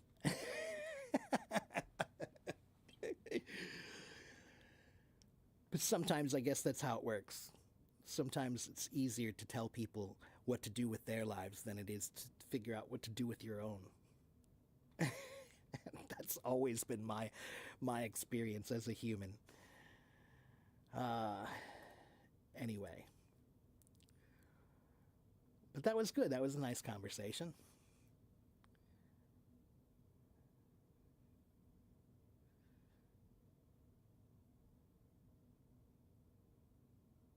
And again, you know, why was she able to make a breakthrough? Because she was willing to be hurt. She was willing to be honest. She was willing to say something that was dark. She was willing to talk about a mistake. So, don't avoid your mistakes. Talk about them so you can learn from them.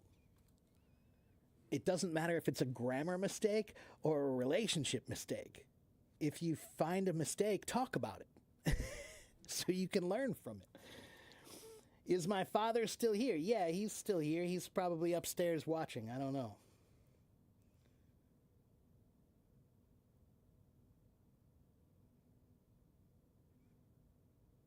I have a lot of experience. I am mature. Mature is such a funny word.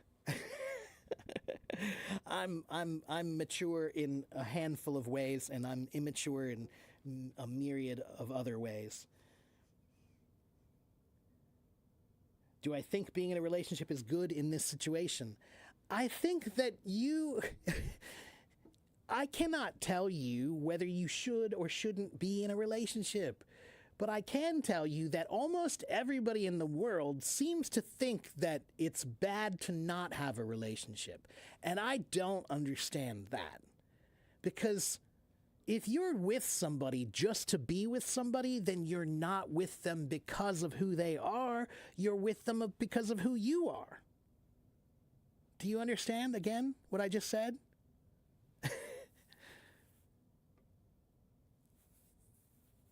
All right? Like, sometimes you're with somebody because you're not ready. But it's easier to just be with somebody than it is to be alone, because being alone means you have to do the work. Being alone means you have to work on yourself. It's a lot easier to just go have fun with another person like children, and you just pretend like you're adults in a relationship. But adults should be working on things. It shouldn't be fun all the time, especially in an adult relationship. That is the other wisdom I have learned, is that when you get in a relationship in the beginning, it's all fun and it's so exciting and it's so wonderful. But that's just this newness. But a relationship is like a partnership. It's like a band. When you join a band, that's an agreement. That's a team. It's a team. All right? You're on a team, but you have to be on the right team. Sometimes you need to ask yourself, is the person on my team the right person to be on my team?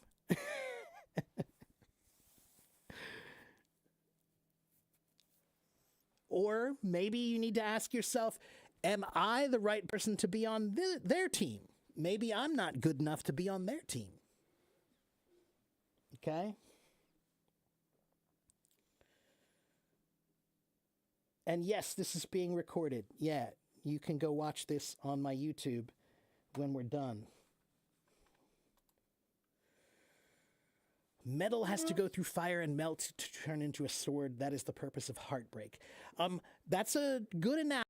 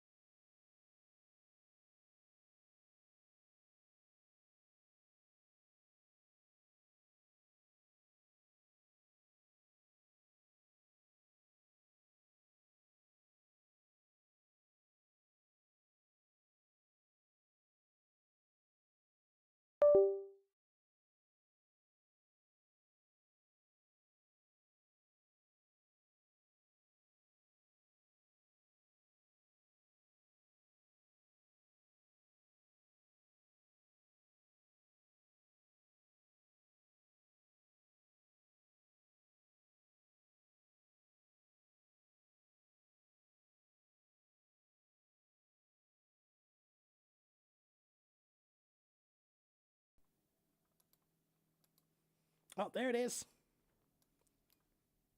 What's it sound like now? Does it sound better now? Yeah. Weird. It's all Hello Talk. I have no idea what's going on.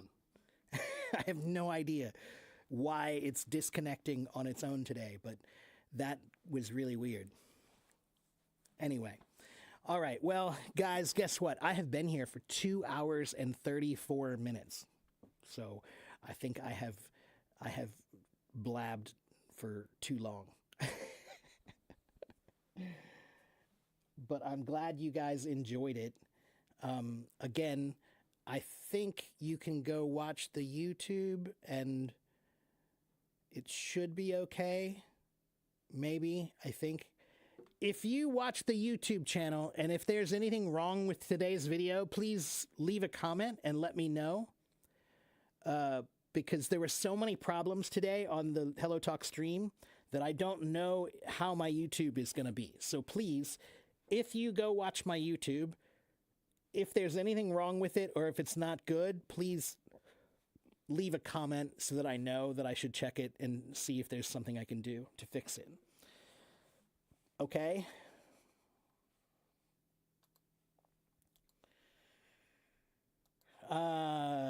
You were about to raise your hand. I'm sorry. Yeah, I need to go. But I'll be back tomorrow, guys. I'm usually here Monday through Friday. Okay?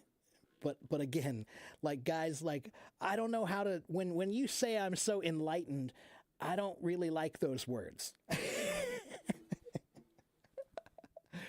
Because I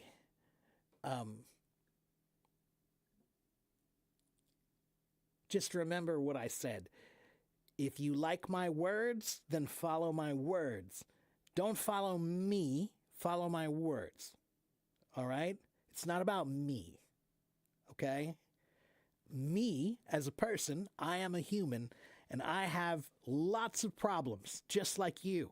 I'm a human. I have lots of problems. But if my words, if you like some of my words and they are helpful to you, then fine. Follow my words. Not me. Okay? Max Christian, I can tell you that you should go read my article about shadowing. I have an article that I'm going to give you, and it's about how to shadow. Then I'm going to go. Okay? Here it is. Okay, copy this, paste it into your browser, and open it. You need to subscribe first before you can read it, but it's free. Okay? It's free. All right. And yeah, Magdalena says he's just been through a lot. So yeah, that's the thing. That's what I tell people about the word wisdom.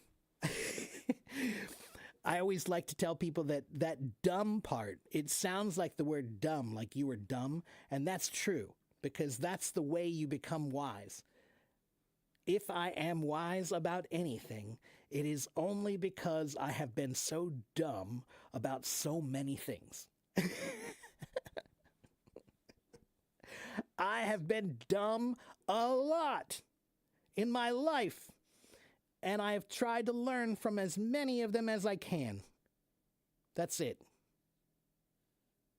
And I'm still learning, and I'm still dumb. So, you're never wise. Nobody is ever wise. Nobody should ever call themselves wise. That's probably the better thing to say is no one should. Wise is only a word that should be given from other people. Wise is never something that you should say about yourself. Okay. Yeah, so the link I shared is right there. It's my blog. Here, let me give you all of my links. Here's my YouTube channel. Here is my website. And here is my blog. I have been on Hello Talk for more than 12 years. I have been live streaming here for about 6 years. I have been teaching English since 2009. I have been teaching since 1994. I have about 88,000 followers here. And I'm here Monday through Friday in the morning. So I live in Cincinnati, Ohio, but my time zone is the same as New York City. So in New York City, when it's morning, around 9:30 or 10:30. Today I started around 10:30, I think. 10:15, something like that. So somewhere in the morning, around 9:30 or 10:30 in the morning in New York City, that's usually when I'm here Monday through Friday. Okay? And it's a lot better if you ask questions. All right? If you don't ask questions, then I just stand here like this. All right? But if you ask questions, then I can try to answer. Try is the key word there.